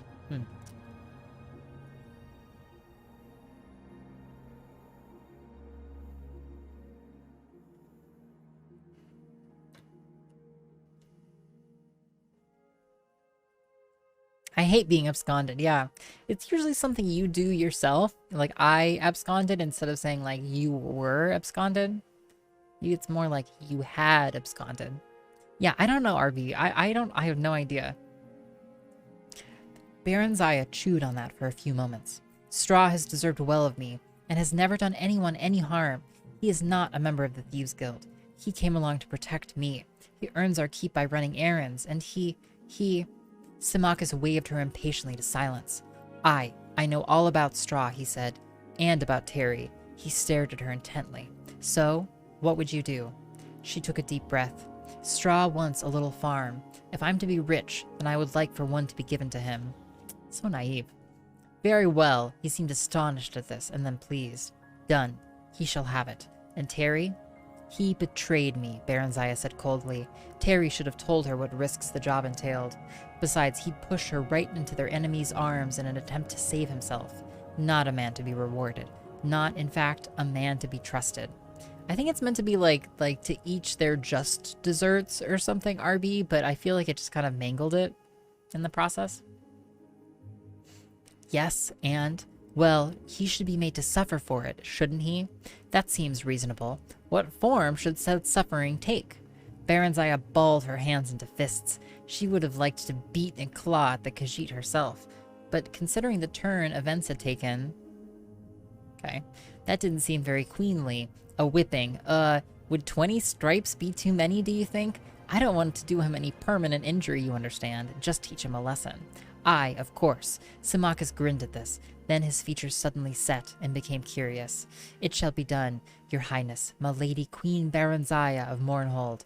Then he bowed to her, a sweeping, courtly, ridiculously wonderful bow. Barenziah's heart leapt. She spent 2 days at Symmachus's apartment, during which she was kept very busy. There was a dark elven woman named Drelian who saw to her needs. Eyebrows. Although she did not exactly seem a servant, eyebrows, since she took her meals with them. Nor did she seem to be Symmachus's wife or lover. Drelian looked amused when Barenziah asked her about it. She simply said she was in the general's employ and did whatever she was asked of her. With Drelian's assistance, several fine gowns and pairs of shoes were ordered for her, plus a riding habit and boots, along with other small necessities. Oh, my nose is itchy. Barenziah was given a room to herself. Symmachus was out a great deal. She saw him at most mealtimes, but he said little about himself or what he had been doing. He was cordial and polite, quite willing to converse on most subjects, and seemed interested in anything she had to say. Drelianne was the same. Baronziah found them pleasant enough, but hard to get to know, as Katisha would have put. She felt an odd twinge of disappointment. These were the first dark elves with whom she'd associated closely. She had expected to feel comfortable with them, to feel at last that she belonged somewhere, with somebody, as part of something. Instead, she found herself yearning for her Nordic friends, Katisha and Straw. Yeah, it's the archaic desert, deserving of reward or punishment. It's an interesting use case. Honestly, it seemed almost more like a mistake, like, contextually. Words are fun. When Symmachus told her that they were to set out for the Imperial City on the morrow, she asked them if she could say goodbye to them. Katisha, he asked. Aye, but then, I suppose I owe her something. She it was who led me to you by telling me of a lonely, dark elven girl named Barry who needed elven friends, and who sometimes dressed as a boy. She has no association with the Thieves Guild, apparently, and no one associated with the Thieves Guild seems to know your true identity, save Terry. That as well. I prefer that your formal guild membership not be made public knowledge. Please speak of it to no one, your highness. Such a past does not become an imperial queen. No one knows but Straw and Terry, and they won't tell anyone. No, he smiled a curious little smile. No, they won't. He didn't know that Katisha knew then, but still there was something about the way he said it. ... Straw came to their apartment at the morning of their departure. They were left alone in the salon, although Baronziah knew that other elves were within earshot. He looked drawn and pale. They hugged one another silently for a few minutes. Straw's shoulders were shaking, and tears were rolling down his cheeks, but he said nothing. Baronziah tried to smile. So we both get what we want, eh? I'm to be queen of Mournhold, and you'll be queen of your own farmstead. She took his hand, smiled at him warmly, genuinely. I'll write you, Straw. I promise. You must find a scribe so you can write me too. Straw shook his head sadly. When Baronziah persisted, he opened his mouth and pointed at it, making inarticulate noises. Then she realized what it was. His tongue was gone. It had been cut off. Baronziah collapsed onto a chair and wept noisily. Ha ha ha ha. Okay. And so on. You can imagine. I heard you talking about food, and I thought they were talking about a dessert course. I wish they were. But why? She demanded of Symmachus when Straw had been ushered away. Why? Symmachus shrugged. He knows too much. He could be dangerous. At least he's alive, and he won't need his tongue to raise pigs or whatever. I hate you, Baronziah screamed at him, then abruptly tumbled over and vomited on the floor. He continued to revile him between intermittent bouts of nausea. He listened stolidly for some time, while Drelianne cleaned up after her. Finally, he told her to cease, or he would gag her for the journey to the Emperor. They stopped at Katisha's house on their way out of the city. Symmachus and Drelianne didn't dismount. All seemed normal, but Baronziah was frightened as she knocked on the door. Katisha answered the knock. Baronziah thanked the gods silently that at least she was all right, but she'd also obviously been weeping. In any case, she embraced Baronziah warmly. You know, this has a real young adult fiction vibe to it. It really does. You know, this is the young adult fiction section of the Morrowind bookstore. Why are you crying? Baronziah asked. For Terry, of course. You haven't heard? Oh dear. Poor Terry. He's dead. Baronziah felt icy fingers creeping round her heart. He was caught stealing from the commandant's house. Poor fellow, but that was so foolish of him.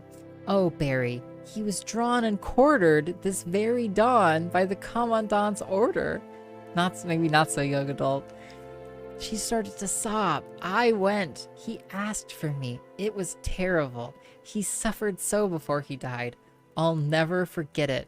I looked for you in Straw, but no one knew where you'd both gone to. She glanced behind Baronziah. That's the commandant, isn't it? Symmachus. Then Katisha did a strange thing. She stopped, crying, and grinned. You know, the moment I saw him, I thought, this is the one for Baronziah. Katisha took a fold of her apron and wiped it across her eyes. I told him about him, you know. Yes, Baronzaya said, I know. She took Katisha's hands in each of hers and looked at her earnestly. Katisha, I love you. I'm going to miss you. But please don't ever tell anyone else anything about me. Ever. Swear you won't, especially not to Symmachus. And look after Straw for me. Promise me that. Katisha promised, puzzled though willing. Barry, it wasn't somehow because of me that Terry was caught, was it? I never said anything about Terry to him. She glanced over at the general. Baronzaya assured her that it wasn't, that an informant had told the Imperial Guard of Terry's plans, which was probably a lie, but she could see that Katisha plainly needed some kind of comfort. Oh, I'm glad of that, if I can be glad of anything just now. I'd hate to think, but how could I have known? She leaned over and whispered in Baronzaya's ear, Symmachus is very handsome, don't you think? And so charming. I wouldn't know about that, Baronzaya said dryly. I haven't really thought about it. There have been other things to think about. She explained hurriedly about being Queen of Mournhold and going to live in the Imperial City for a while. He was looking for me, that's all, on orders from the Emperor. I was the object of a quest, nothing more than some sort of a goal. I don't think he thinks of me as a woman at all. He said I didn't look like a boy, though, she added in the face of Katisha's incredulity. Katisha knew that Baronzaya evaluated every male she met in terms of sexual desirability, and availability. What? What? She's 17. I suppose it's the shock of finding out that I really am a queen, she added, and Katisha agreed that yes, that's true. That must have been something of a shock, although there was no likelihood of her experiencing firsthand. She smiled. Baronzaya smiled with. Then they hugged again, tearfully, for the last time. She never saw Katisha again, or Straw. The royal party left Riften by the great southern gate.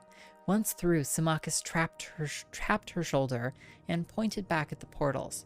I thought you might want to say goodbye to Terry too, Your Highness, he said. Baronzaya stared briefly but steadily at the head impaled on a spike above the gate. The birds had been at it, but the face was still recognizable. I don't think he'll hear me, although I'm quite sure he'll be pleased to know I'm fine, she said, seeming to sound light. Let's be on our way, General, shall we? Very Game of Thrones energy here. Symmachus was clearly disappointed by her lack of reaction. You heard of this from your friend Katisha, I suppose. You supposed correctly. She attended the execution, Baronzaya said casually.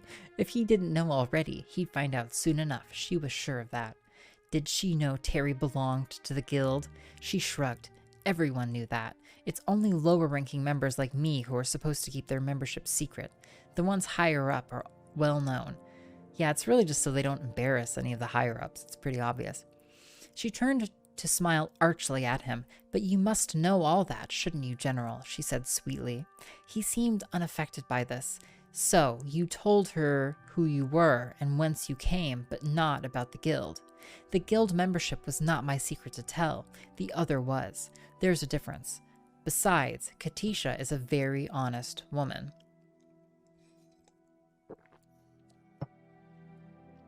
Had I told her, it would have lessened me in her eyes. She was always after Terry to take up a more honest line of work.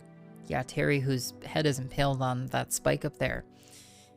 I value her good opinion. She afforded him a glacial stare. Not that it's any concern of yours, but do you know what else she thought? She also thought I'd be happier if I settled down with just one man, one of my own race. One of my own race with all the right qualities. One of my own race with all the right qualities, who knows to say all the right things. You, in fact. She grabbed the reins preparatory to assuming a brisker pace, but not without sinking one final irresistible barb. Isn't it odd how wishes come true sometimes, but not in the way you want them to? Or maybe I should say, not in the way you would ever want them to. Got him. Slain. Absolutely slain, Baronzaya. Excuse me, Barry. His answer so took her by surprise that she quite forgot about cantering off. Yes, very odd. he replied, and his tone matched his words exactly. Then he excused himself and fell behind. She held her head high and urged her mount onward, trying to look unimpressed. Now, what was it about his response that bothered her? Not what he said. No, that wasn't it. But something about the way he said it. Something about it made her think that she, Baronzaya, was one of his wishes that had come true. Unlikely as this seemed, she gave it due deliberation. He had found her at last, after months of searching, it seemed, under pressure from the Emperor, no doubt. So his wish had come true. Yes, that must be it. But in a way, apparently, not altogether to his liking. Holy fucking shit. Okay. That was 45 in-game pages. That was 3 times longer than like any other book we've read so far in this game. Fucking ridiculous, actually. And I can only say it now that we've hit the last page. The absolute most ridiculous. Oh, God. Okay. Alright. The True Nature of Orcs. The Biography of Baronzaya. Volume 1. Aedra and Daedra. I've read the annotated Anuat. Yeah. I've not read Aedra and Daedra. Oh my fucking god. Book too long, in my humble opinion. Yeah, that's like 1 installment. Make them fucking shorter. Also, what a deliriously tone-deaf book. God. Journeyman's Retort. Well, our choices are reading or, more reading, everybody. Oiled orcs beneath a sensual sun. Let's find out. Yeah, maybe. Alright, before we do it though, you know where we are. The True Nature of Orcs. Mark it green. Gameplay. Orcs were born during the later days of the Dawn Era. History has mislabeled them beast folk. Oh, had you not seen our spreadsheet, Collie? History has mislabeled them beast folk related to the goblin races, but the orcs are actually the children of Trinamach, strongest of the Altmeri ancestor spirits. When Trinamach was eaten by the Daedroth prince Boethia and transformed into that foul god's insides, the orcs were transformed as well. So here's what I'm learning. Orcs are literally like god shit, you know? The ancient name for the orcs is Orsimer, which means the pariah folk. They now follow Malauk, the remains of Trinamach. Who is Malauk? He is more commonly known as the Daedroth prince Malakath, whose sphere is the patronage of the spurned and ostracized, the sworn oath, and the bloody curse. He is not technically a Daedra lord, nor do other Daedra recognize him as such, but this is fitting for his sphere. Of old, he was Trinamach, the champion of the High Elven Pantheon, in some places more popular than Oriel, who protected them against enemies without and within. When Trinamach and his followers attempted to halt the Velothi dissident movement, Boethia ate him. I'm gonna eat you. That's how I imagine that interaction going. Trinamach's body and spirit were corrupted, and he emerged as Malakath. His followers were likewise changed for the worse, despised by everyone, especially by the inviolate Oriel. They quickly fled to the northern wastes near Sarthal. They fought Nords and Chimer for a place in the world, but did not get much. In Skyrim, Malakath is called Orki or Old Knocker, and his battles with Ysmir are legendary. Okay, winning. The Biography of Baronzaya. Volume 1. Is it this one? The Biography of Queen Baronzaya. Okay, but here it's called... Okay.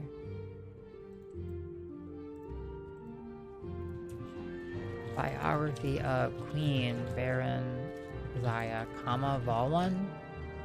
That's space V space I. Okay. Space V space I. You say so, game. Our list grows longer. By stern Gamboge, imperial scribe. Late in the Second Era, a girl child, Baranzaya, was born to the rulers of the Kingdom of Mournhold in what is now the imperial province of Morrowind.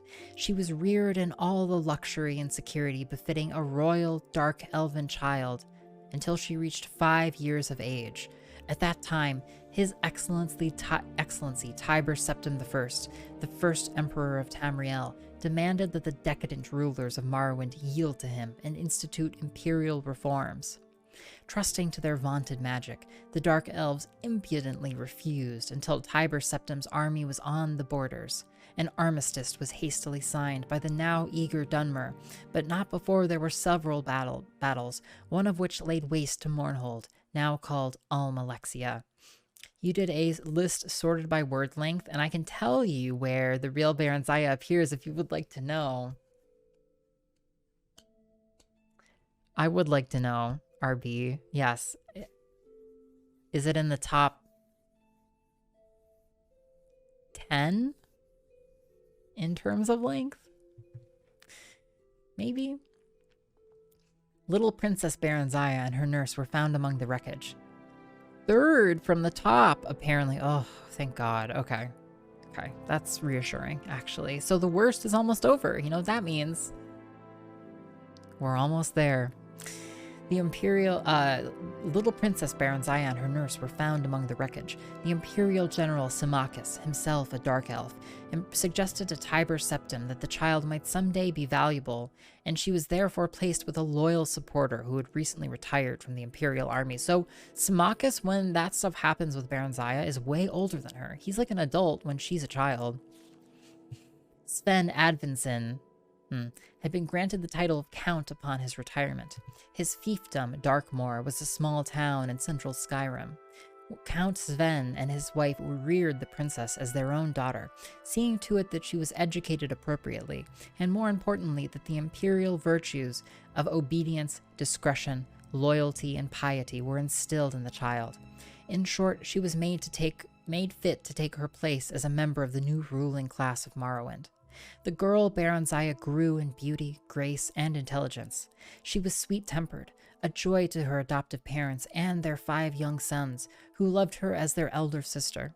Other than her appearance, she differed from young girls of her class only in that she had a strong empathy for the woods and fields. Oh, excuse me. Nose is itchy. And was wont to escape her household duties to wander there at times. Baranzaya was happy and content until her 16th year, when a wicked orphan stable boy, whom she had befriended out of pity, told her he had overheard a conspiracy between her guardian, Count Sven, and a Redguard visitor to sell her as a concubine in Rihad, as no Nord or Breton would marry her on account of her black skin, and no Dark Elf would have her because of her foreign upbringing. Wow, racist. Whatever shall I do, the poor girl said, weeping and trembling, for she had been brought up in innocence and trust, and it never occurred to her that her friend the stable boy would lie to her. The wicked boy, who was called Straw, said that she must run away if she valued her virtue, but that he would come with her as her protector. Sorrowfully, Baranzaya agreed to this plan, and that very night she disguised herself as a boy, and the pair escaped to the nearby city of Whiterun.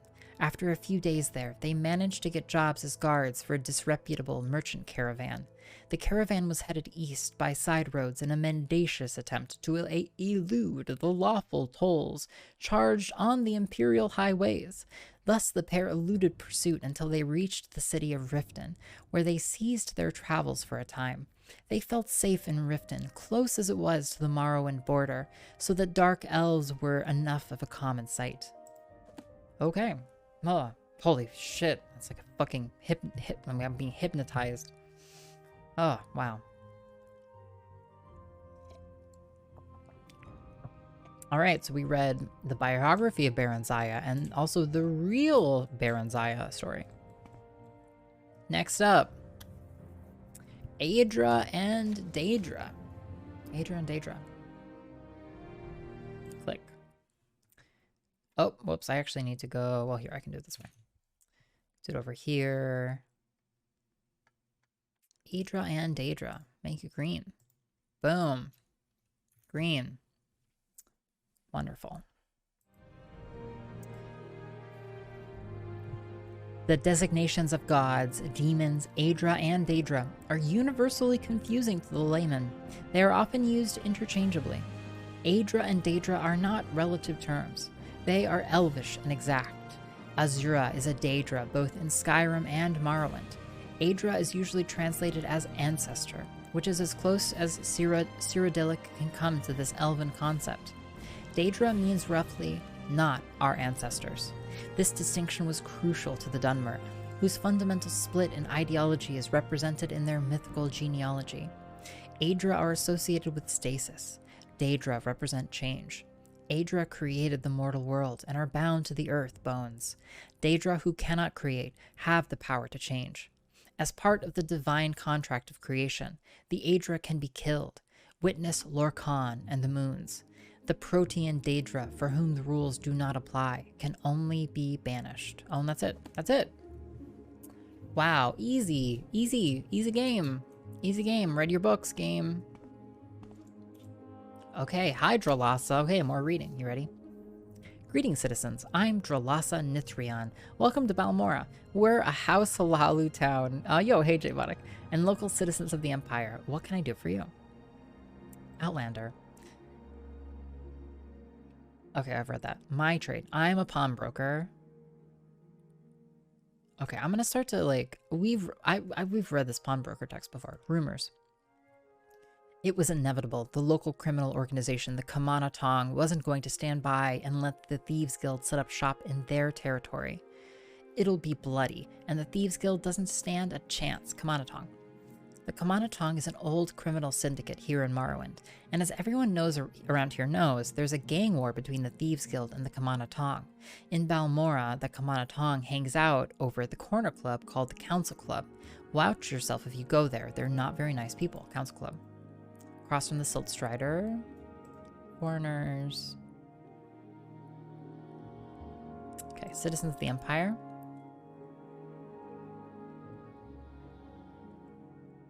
Okay, whatever.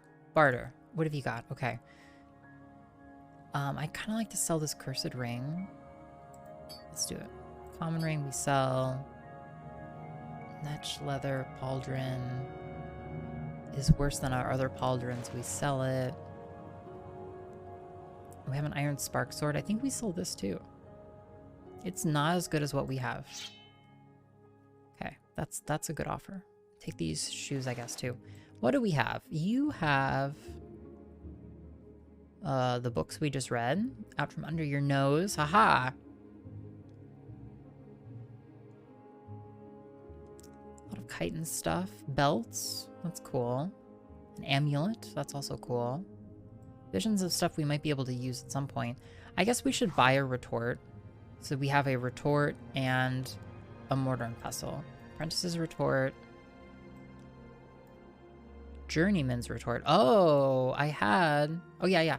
Apprentice's mortar and pestle, Journeyman's retort. Yes. Good. WC-W and Sort-R and strikes again. I wish I understood exactly how... Whoops. Exactly the side effect of those commands. I do appreciate that. Okay, all the other stuff looks like crap here. Hey friend. You got shoddy goods here. Holy fuck. Okay, we're back outside. God, Morrowind is a fucking mile a minute in this game. What brings you here, Dunmer? Okay. That was a pawnbroker. There's someone watching me, I can tell. Oh. Is that normal? I never made any progress in Morrowind because I always got caught stealing. Hey, welcome Sky High. Yeah, I don't... Is that scary music? No, it's not. Plagueous Clanler, Outfitter. Hello, friend. Nice book you got there. Speak freely, friend. Okay. Before we read that, let's talk to you. Hello, friend. I'm Clagius Clanler. Welcome to Balmora. Okay. Citizens... Yeah, we've read that. Latest rumors? Everyone knows who really runs House Olalu. It's not the counselors. No one sits on that council unless it sits Orvas Dren. Morrowind lore? Okay. Barter. So you have some other stuff.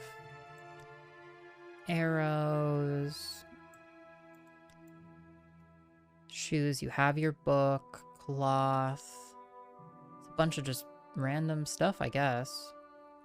It's supposed to be the different areas have higher quality shops, essentially. So these might be like the not so nice shops. Like up on the hill is supposed to be nicer. The Book of Dawn and Dusk. You can go to our list. The Book of Dawn and Dusk. Gotcha. God. Oh, it's down here. Sorry. I'm actually updating it on the stream computer for reasons. Yeah, it's great to have you, Sky High. We're making progress. That bundles all the entries of the header together. Yeah, I read entry 2 of the Real Baron Saya. Yeah. It makes sense that one's going to be long. The Vivek prophecies or whatever is going to be long too.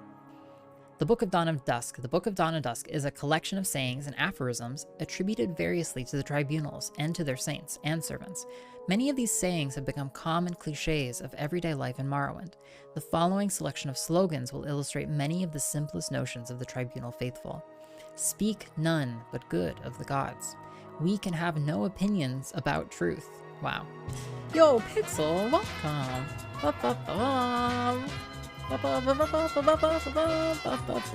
Wiggle.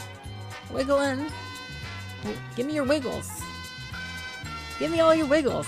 Give me all your fucking wiggles.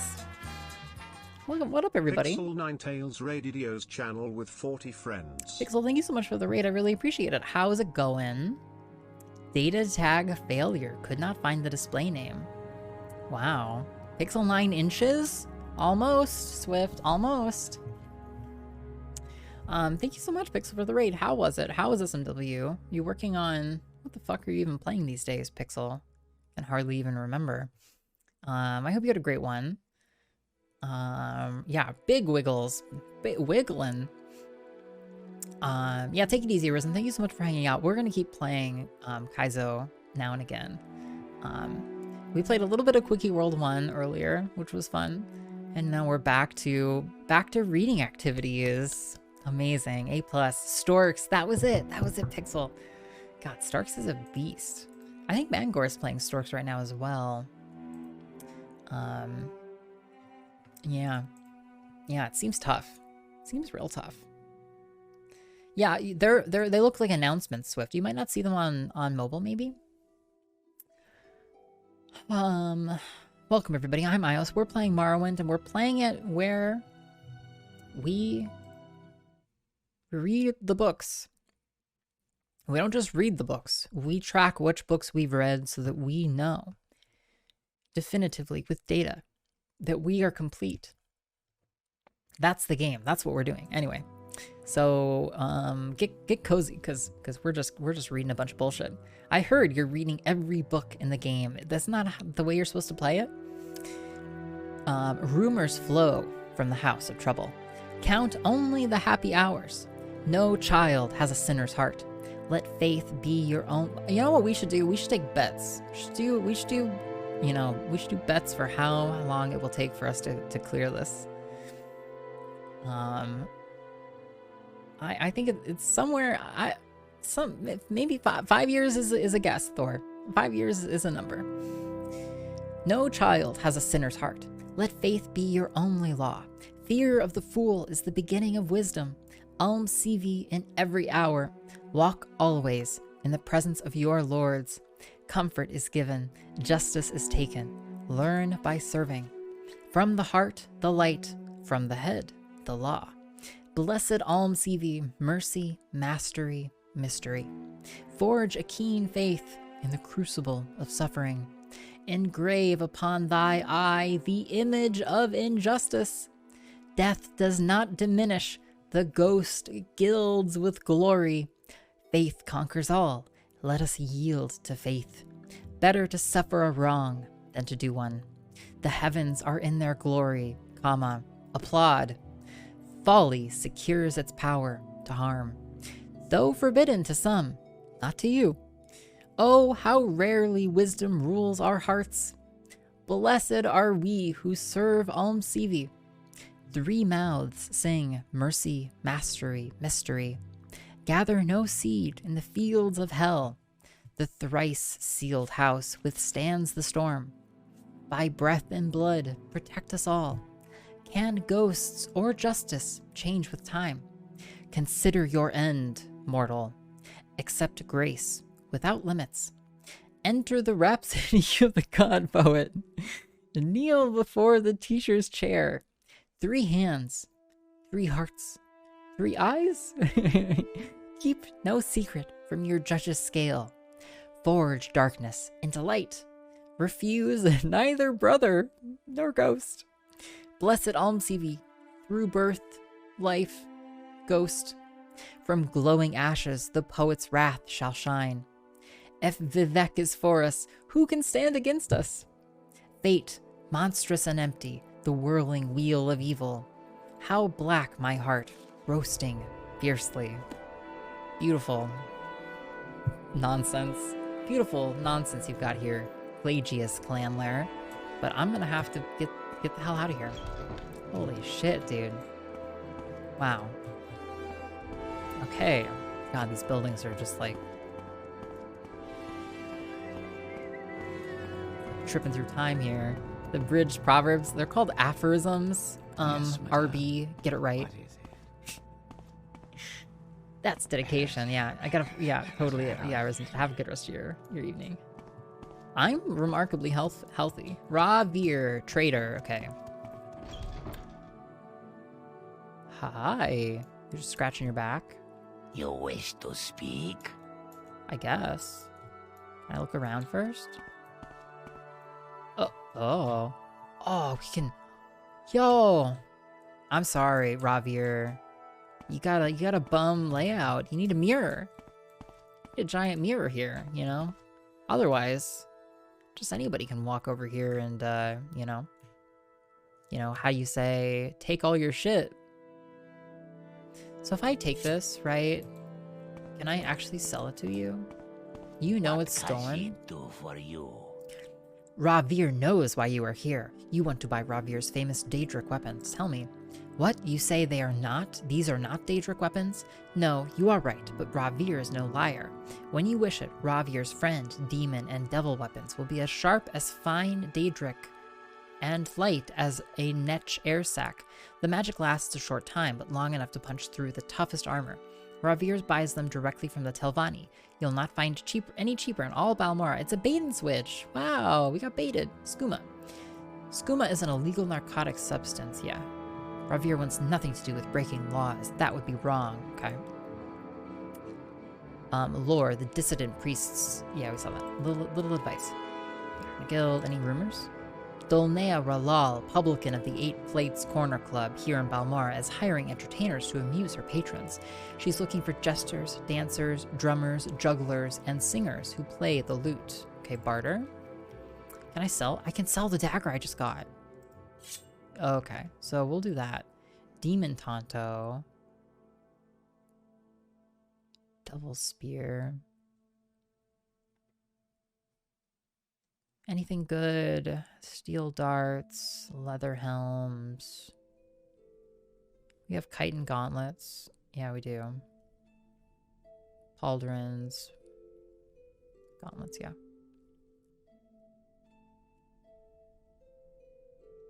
Seems like it's about it. Okay, offer. You can't escape. Wow. Okay. Well, Ravir didn't take so kind to us selling back the dagger we had just purchased. Whoops. I might be a bit on the high side, but it's gonna take a while. It will take a while. Alright, well shit. What can she Can I sell it to someone else? You learn something new every day. I didn't even indicate, right? It doesn't even tell me. It doesn't even say. Like, it's not even like, oh, FYI, Ravir will murder you. You may speak.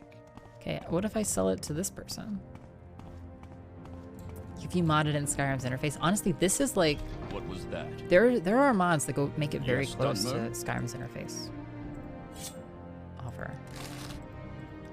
Okay, but we can sell to each other, or we can like sell the, you know, the goods of these people to each other if we want money. Which right now we have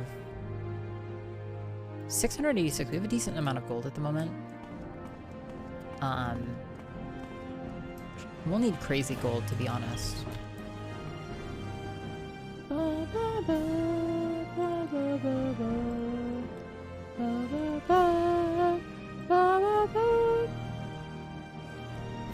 do you need?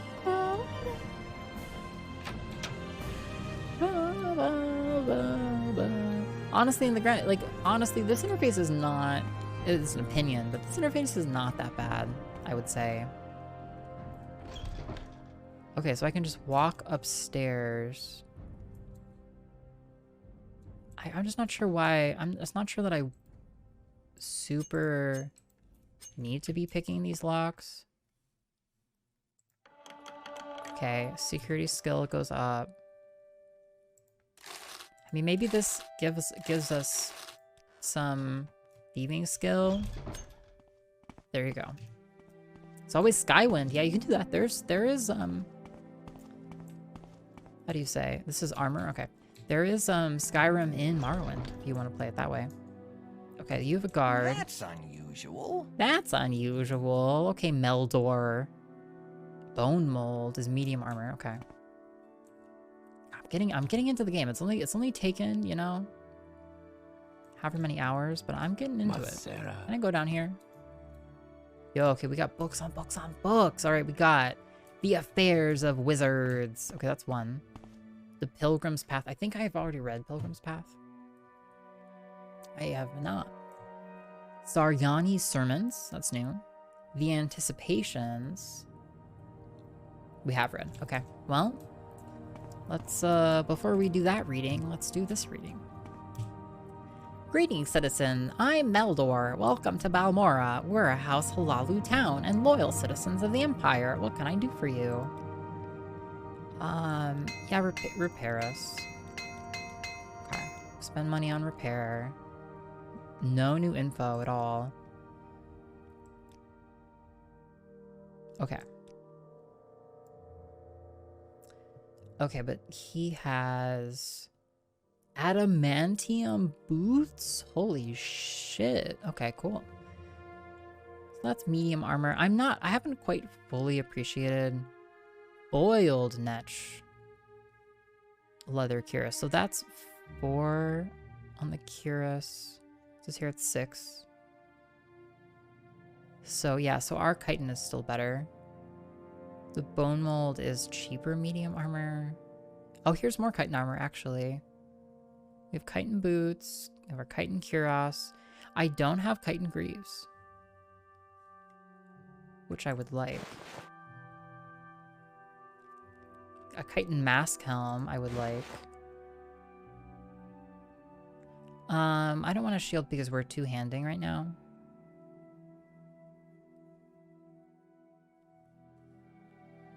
Offer. Okay, goodbye. What is this about? What is this about? Okay, so now we can equip our legs, and we change our hat. Instead of the Colovian fur helm, now we are... Whoa! Whoa! Wow, we look wild. Okay, cool. Not quite as much fun. But it's cool to have a whole set. That's the hat. 6 ways 1, 4 ways 2. Cool. Well. Okay.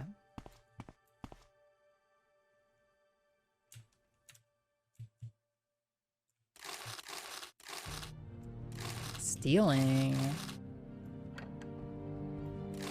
I don't think we could get past lock level 50. Stealing some more.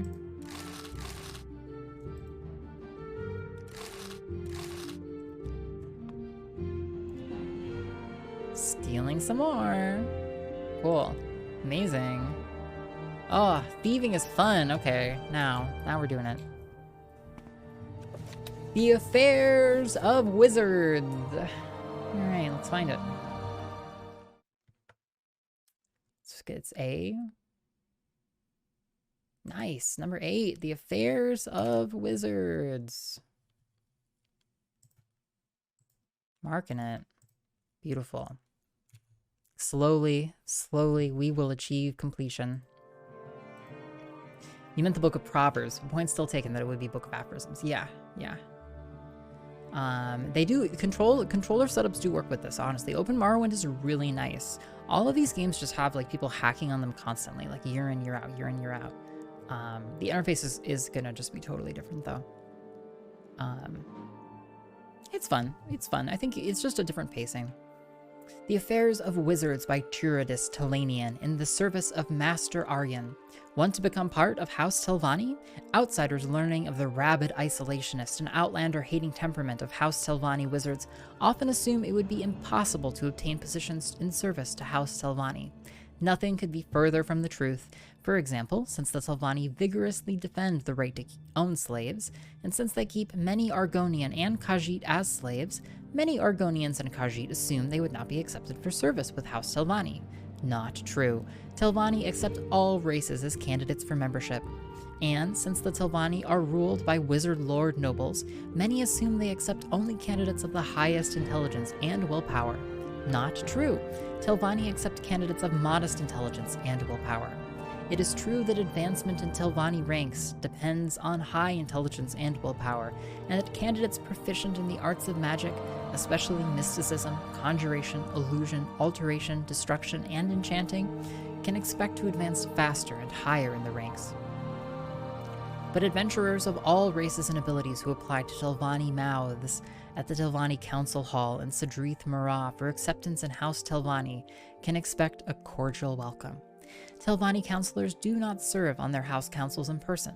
Instead, they are represented by a mouth, a trusted subordinate in residence at the council hall, acting on his patrons' behalf, receiving messages from their patrons, and casting their patrons' votes in council affairs. The truth is that House Telvanni wizard lords depend on loyal, well-paid, skilled retainers for most services. Though House Telvanni does recruit from their own lower classes, they must go outside their house to hire the craftsmen and specialists they need. And since, for political reasons, House Telvanni has chosen to reduce its reliance on Redoran mercenaries for protection and security, it has been forced to turn to Western mercenaries for guards and agents. Promotion in the ranks of House Telvanni, however, is very difficult for outsiders. Most disconcerting for some potential candidates is House Telvanni's casual acceptance of murder and assassination of rivals as a means to advancement. Those reluctant to prove their worthiness by killing off the competition, and those uncomfortable about competing in such a ruthless atmosphere, might better employ their time and efforts in the Mages Guild. Cool, and we take this too. Okay, we've taken it. You think Lincoln could have prosecuted a war if people knew he had a bleeding rectum? I don't think so. Jumping nons. Probably, maybe not. Murder and assassination. Oh god, there's 2 books here. Shit. Okay, damn it. Okay, the Cantatas of Vivek. You know, at some point we're gonna start to tip with all of these books, and then we'll it'll get easier. It'll be easier when we don't walk into a room and every time it's like 4 books we have not read. Okay. The book, Cantatas of Vivek. Boom. All right.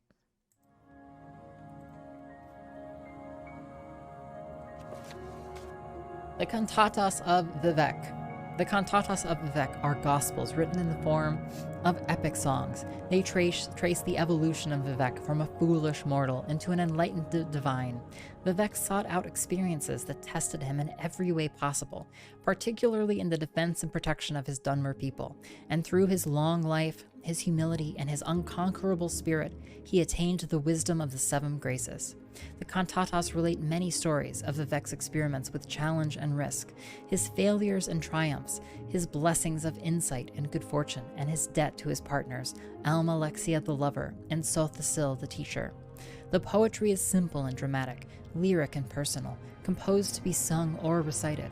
The following is an excerpt from Lord Vivek's Brooding Beneath Red Mountain.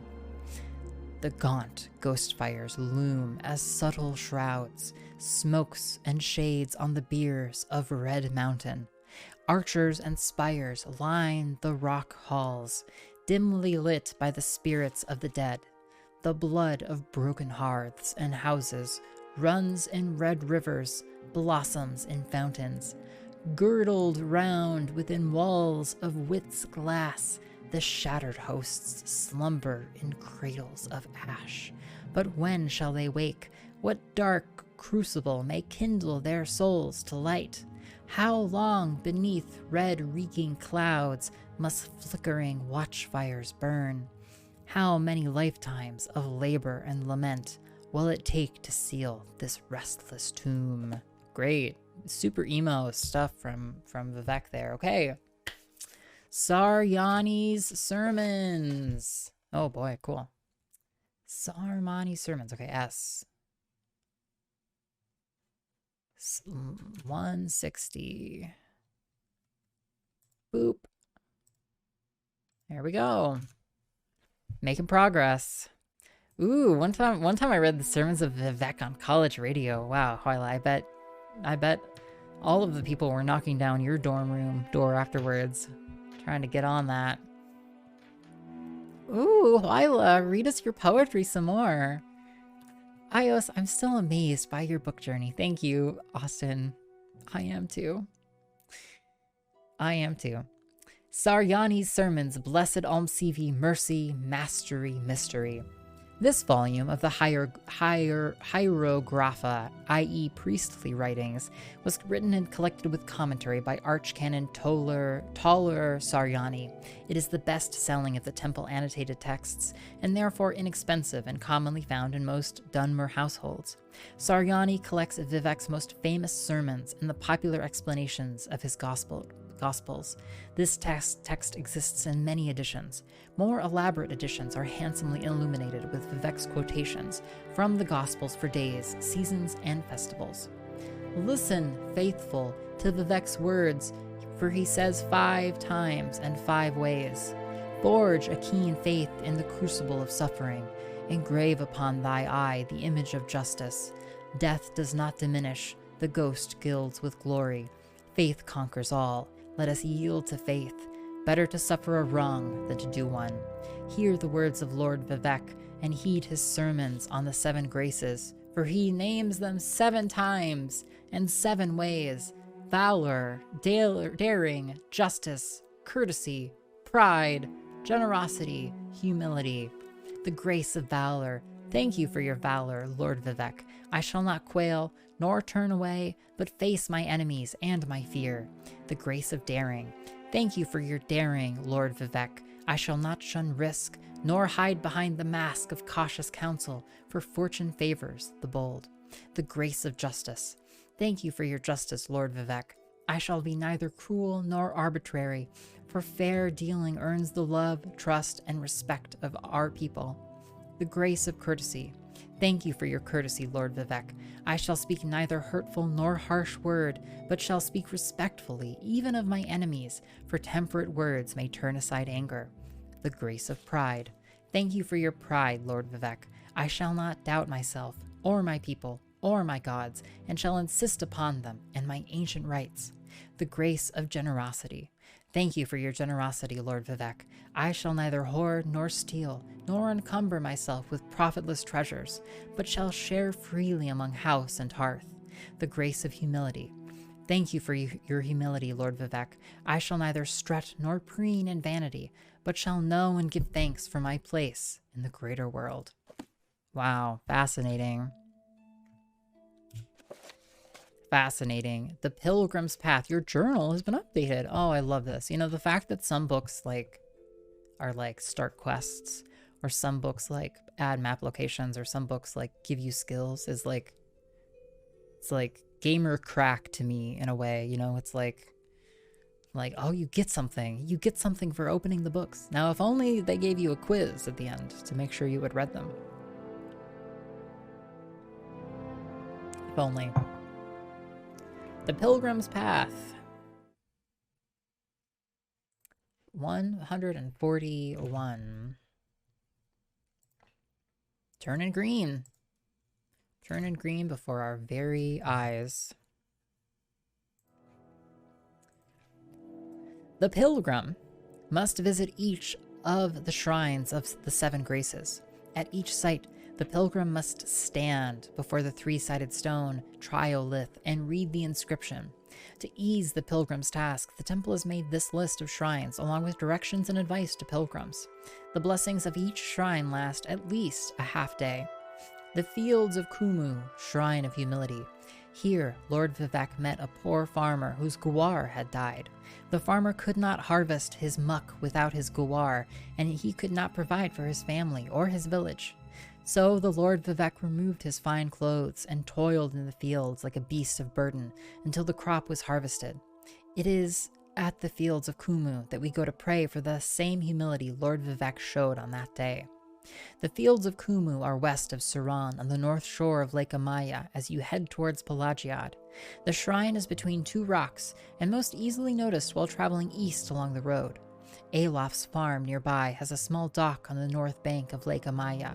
This is the only dock nearby which Alof kindly allows servants of the temple to use. It is customary to leave a portion of muck at the shrine to represent Vivek's humility.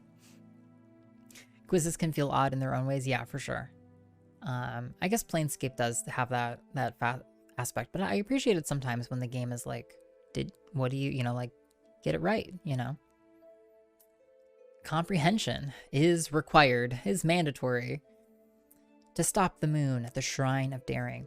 When Sheogorath rebelled against the tribunal, he tricked the moon, Bar Dao, into forsaking its appointed path through oblivion.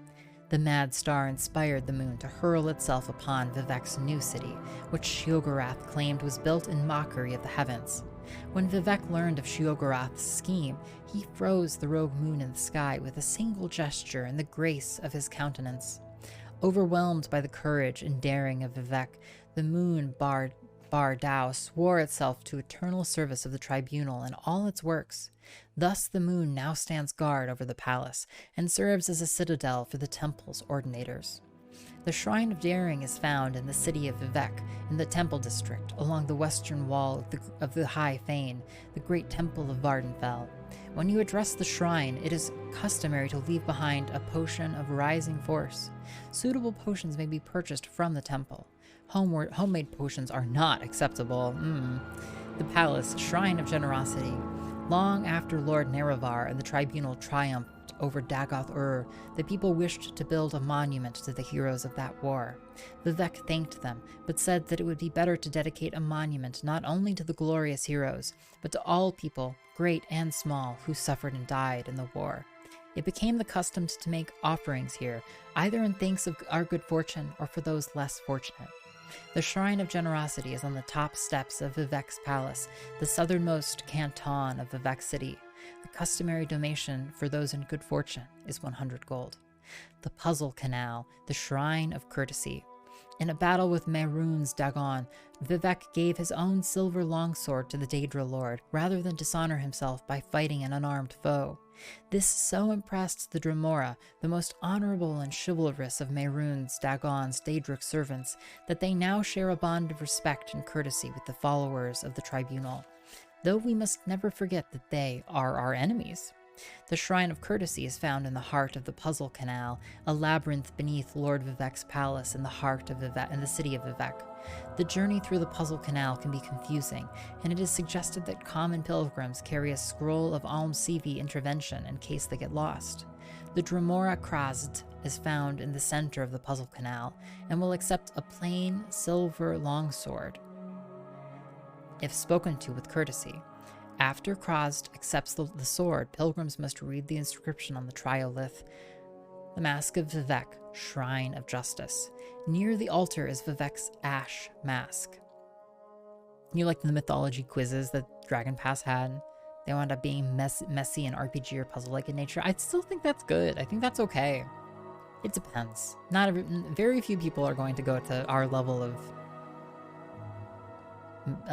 madness and determination, so it's hard to tune. I think it's hard to tune it, the difficulty, right? In the days of fire and ash, in the days of fire when Dagoth-Ur first crept back into Red Mountain and awakened it, Vivek led refugees here as they fled the ash and blight. Weary, they rested for a while. When Vivek awoke, he found himself and all his followers encased in casts of gray ash. Frozen like a sleeping statue and unable to free himself or help his people, Vivek was filled with despair. Vivek's tears weakened his ash cast. He tore the ash from his perished followers, breathed life into their lungs, and cured them of their blight. Of the blight. This is Vivek's heroism. His tender heart provides strength when his might fails. The Shrine of Justice is guarded within the Nisus Temple in the village of Nisus, northwest by road from the town of Aldrune. When you address the shrine, it is customary to leave a potion of cure common disease as a token of your respect for justice. Suitable potions may be purchased from the temple. Homemade potions are not acceptable. Coal Cave, the Shrine of Valor. Within the Coal Cave, Vivek fought a battle with Ruddy Man, the father of the Droig. When he defeated Ruddy Man, Vivek spared his life on the condition that Ruddy Man and his children would give up their tough hides to serve as armor for the Dunmer. The Shrine of Valor is inside the Coal Cave, a cavern on the seacoast west of the ancient stronghold Barandas and south of Nisus. The cave mouth faces south toward the sea and is marked by a large natural arch of stone. The region is wilderness, and finding the cave mouth can be difficult. Droig within the cave itself are fearsome enemies. Only experienced and capable adventurers should attempt to reenact the epic battle with the Droig in the cave. Droig wax may be bought at the temple in Nisus. When you address the shrine, it is customary to leave a portion of Droig wax as a token of Vivek's victorious struggle with Ruddy Man. The Ghost Fence, the Shrine of Pride. The Ghost Fence is a lasting symbol of the indomitable will and power of Almsivi, and a monument to Dunmer pride in overcoming its enemies. The Shrine of Pride is found within the Ghost Fence, just northeast of the Ghost Gate itself. The safest route to Ghost Gate is along the Foyada Memea, a volcanic ravine running from the top of Red Mountain southwest to its end just below Balmora. An old Dreamer Bridge crosses the Foyada near Fort Moonmoth. A pilgrim may follow the Foyada Mamea all the way to Ghost Gate. Any journey inside the Ghost Fence is dangerous, but even the most timid pilgrim should be safe, so long as he does not stray too far from the Ghost Gate and flees from any minions of Dagoth-Ur. When you address the shrine, it is customary to leave a soul gem in remembrance of our ancestors who were bound to the tribunal's service. Oof. Oof. Big oof. Big oof. Oh my goodness. Okay. Go ahead. Big. Very big. Well, we talked to not very many people, but we certainly did read a lot. Scooey. And we have now covered 1, 2, 3, 4 buildings. What's with the Skyrim downgrade? Professor Wednesday, this is what gaming looks like, okay? This is what quality looks like. Balmora, Lucky Lockup. Oh. Speak freely, friend. Oh, this is like a bar.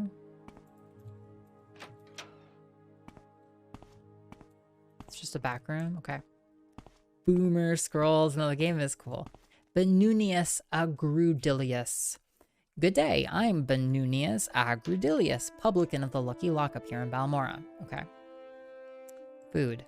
We've got local fare, it's filling. Okay. We don't like Telvanni bug musk either. It clouds the mind and makes fools more foolish. Little secret.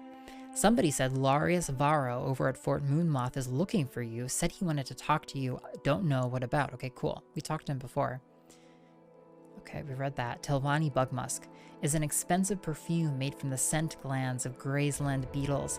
The substance is sold in sealed flasks and appears as a dark red-brown paste. The subtle but compelling fragrance is attractive to all mortal races and all sexes. Even a barbarian can be persuasive wearing this perfume. Rumors? Cool. It's not bad enough with the blight storms this year, but with the Ashlanders are also going crazy, jumping caravans and pilgrims, raiding villages, scrapping with the legions. They ought to send the legions out and teach them a lesson. I guess. Okay, you don't have anything cool to buy. Cool. All these friends. Hi, Got my ear, let's hear Hickam. it. Hi. Hello, iios. I'm Hickam, and this is Balmora. I don't believe we've met. Yeah, have you played this game before, Professor Wednesday? It's great. It's fun. I'm an assassin. Killing is my profession. I am discreet, efficient, and reliable in Morrowind, and the assassin's trade is an ancient and an honorable profession, restricted by a rigid code of conduct and operating strictly within the law. Because I am discreet, I prefer short blades for swift, close, and personal work, while the marksman weapons like throwing stars and throwing knives are more suitable for stealth and surprise. I charge fair prices to train apprentices in the assassin's skills. Barter? Lockpicks. I don't even know what probes do, to be honest. I have an armor hammer. I have a probe with many uses.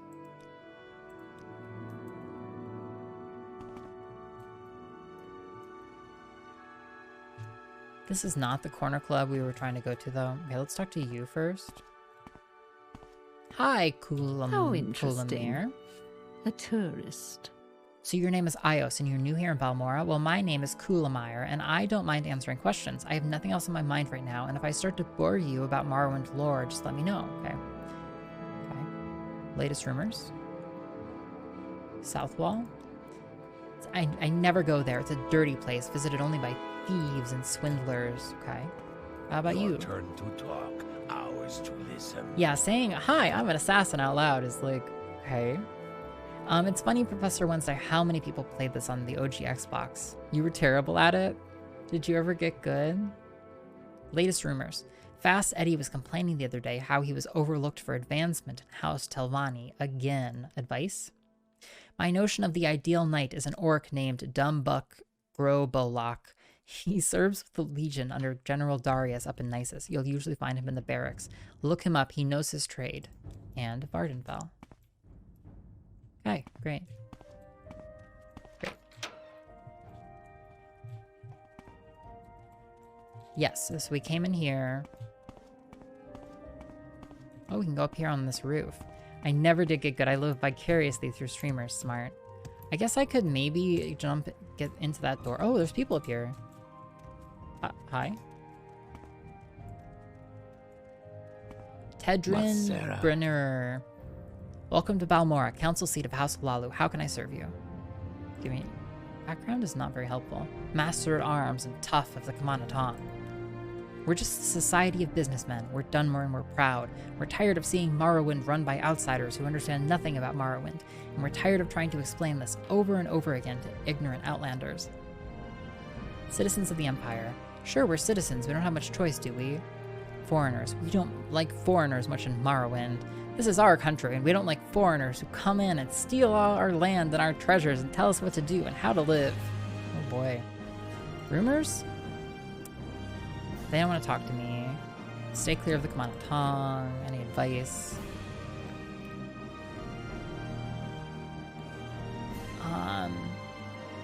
It may come as a surprise to you, but some of us don't like Outlanders and don't want to talk to them. You want my advice, Outlanders? Stay clear of the Kamanaton. We don't like Outlanders.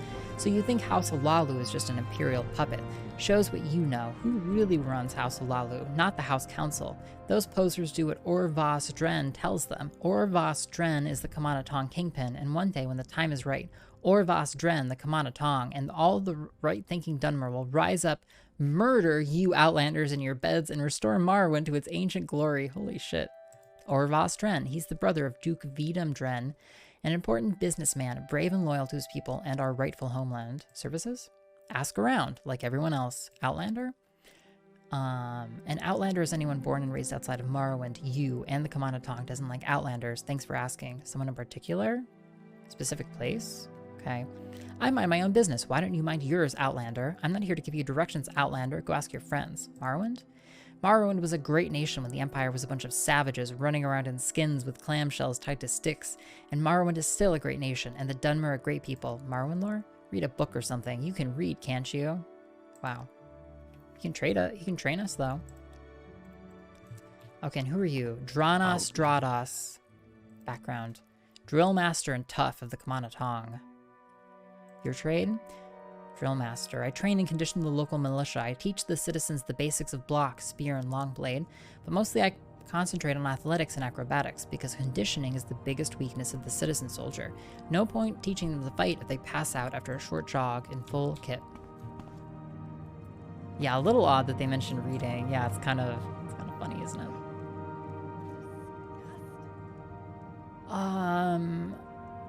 Holy cannoli. Okay, well, let's look around here for 1 second, okay? Macera. So we're on top of this roof. We have this canal that runs through town. Our eventual goal is over there on that side of town. We also have this row of buildings. Every single one of this row of buildings. We have this row of buildings with like an alley that runs between them. And then we have buildings up on the hill. So we have like at least 3 specific kind of sections. That's the council club.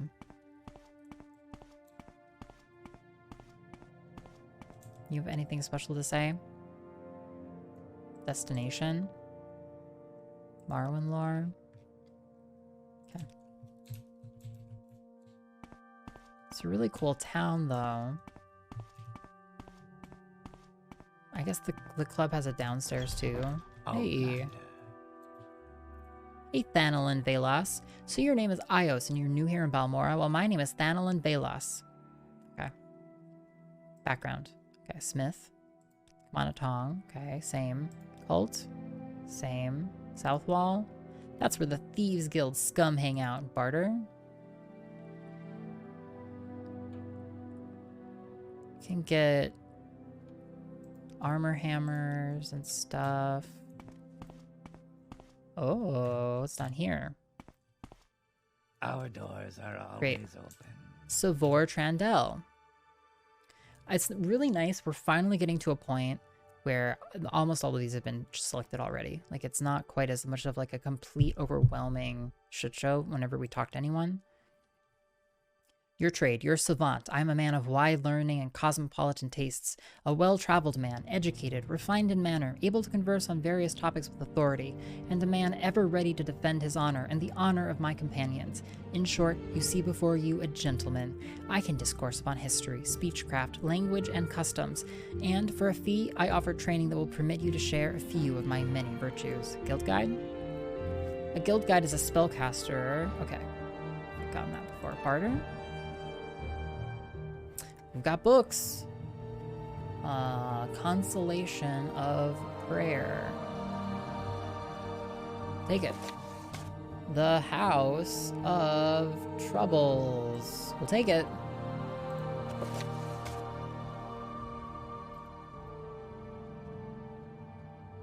Guide to Balmora. Do I have a Provinces of Tamriel even yet? I don't. Do I need to start to track scrolls too? It is the same story. Yeah, I noticed that too. I guess we're taking it. Thank you. Offer. What's your training in? Nice, okay. Oh, Lord. Oh, Lord, oh, Lord.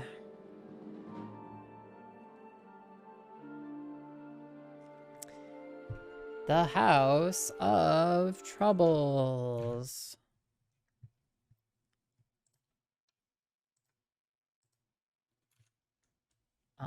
Okay. Whoops. Okay. Okay, this has got to be one of our last books. This has to be.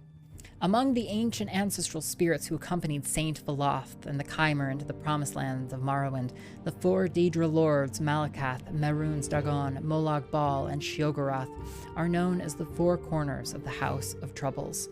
These Daedra lords rebelled against the council and admonition of the tribunal, causing great kinstrife and confusion among the clans and great houses.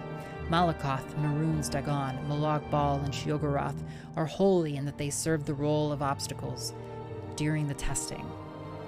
Through time, they have sometimes become associated with local enemies like the Nords, Akaviri, or mountain orcs. Malakoth is the reanimated dung that was Trinamak. Malakoth is a weak but vengeful god. The Dark Elves say he is Malak, the god king of the orcs. He tests the Dunmer for physical weakness. Molag Bal is, in Morrowind, the king of rape. He tries to upset the bloodlines of houses and otherwise ruin the Dunmer gene pool. A race of monsters said to live in Molag Amur are the result of his seduction of Vivek during the previous era. Sheogorath is the king of madness. He always tests the Dunmer for mental weakness. In many legends, he is called upon by one Dunmer faction against another. In half of these stories, he does not betray those who called him, further confusing the issue of his place in the scheme of things. Can he help us? Is he not an obstacle? He is often associated with the fear of other races have of the Dunmer, especially those who, like the Empire, might prove as useful allies. Maroons Dagon is the god of destruction. He is associated with natural dangers like fire, earthquakes, and flood. To some, he represents the inhospitable land of Morrowind. He tests the Dunmer will to survive and persevere. The worship of these four malevolent spirits is against the law and practice of the temple. However, the Four Corners seldom fail to discover those greedy, reckless, or mad enough to serve them. By ancient temple law and custom, and also by imperial law, the lives of witches and warlocks are forfeit, and imperial garrisons join ordinators and buoyant armigers of the temple in tracking down and destroying these foul covens in the wilderness, refuges, and ancient ruins where they conceal their profane worships. Dark. Okay. Consolations of prayer. Boom. Boom goes the spreadsheet. Boom. Marking it. Huge. Huge. Through the bounty of Blessed Almsivi, Triune Grace, and all the hosts of saints, the faithful who pray at the temple shrines may be granted blessings through the miraculous sacraments of prayer and devotion. The three-sided shrines betoken the three-faced benison of Almsivi and may be found in temples, or at sites of pilgrimage, or at pilgrim waysides, or in the tomb of the sanctified. What benefits may be gained shall be listed herein for the edification of the worshipper and pilgrim. All shrines grant cures of common diseases, of blight diseases, and of afflictions of poison. Those shrines bear the images of Vivek, Almalexia, and Sothasil. Bearing may also grant the blessing of Almsivi restoration, which restores damaged attributes, and the three blessings of Almsivi, Vivek's mystery for good fortune, Soul of Sothasil for magical power, and Lady's Grace for endurance of hardships. Those shrines bearing the images of the saints may also grant the particular blessings of the saints, which are listed for you here. Saint Aurelor grants Aurelor's intervention for fortifying character. Saint Delin grants Shield of Saint Delin for resistance to blight diseases. Saint Felms grants Felms glory for greater skill in restoring magics. Saint Lothus grants Rock of Lothus for fortifying the will. Saint Maris grants Maris's warding for resistance to corpus disease. Saint Nerevar grants Spirit of Nerevar for fortifying the body's vigor. Saint Olms grants Olms benediction for resistance to common disease. Saint Rilms grants Rilms's grace for endurance of hardships. Saint Rorus grants Rorus's bloom for fortifying the body's health. Saint Serin grants Serin's shield for resistance to poisons. Saint Veloth grants Veloth's indwelling for magical power and also grants the blessing of Almsivi restoration, which restores damaged attributes. The faithful are granted these blessings when they pray at the shrines and make a modest donation. The blessing of the initiate rank and higher of the temple have already made their devotions in service and piety and need only pray at the shrines to receive their benefits. And Almsivi is generous, so even the unbeliever may receive a blessing if he prays, if he proves his respect with a generous donation. Okay, reading is our save, and reading is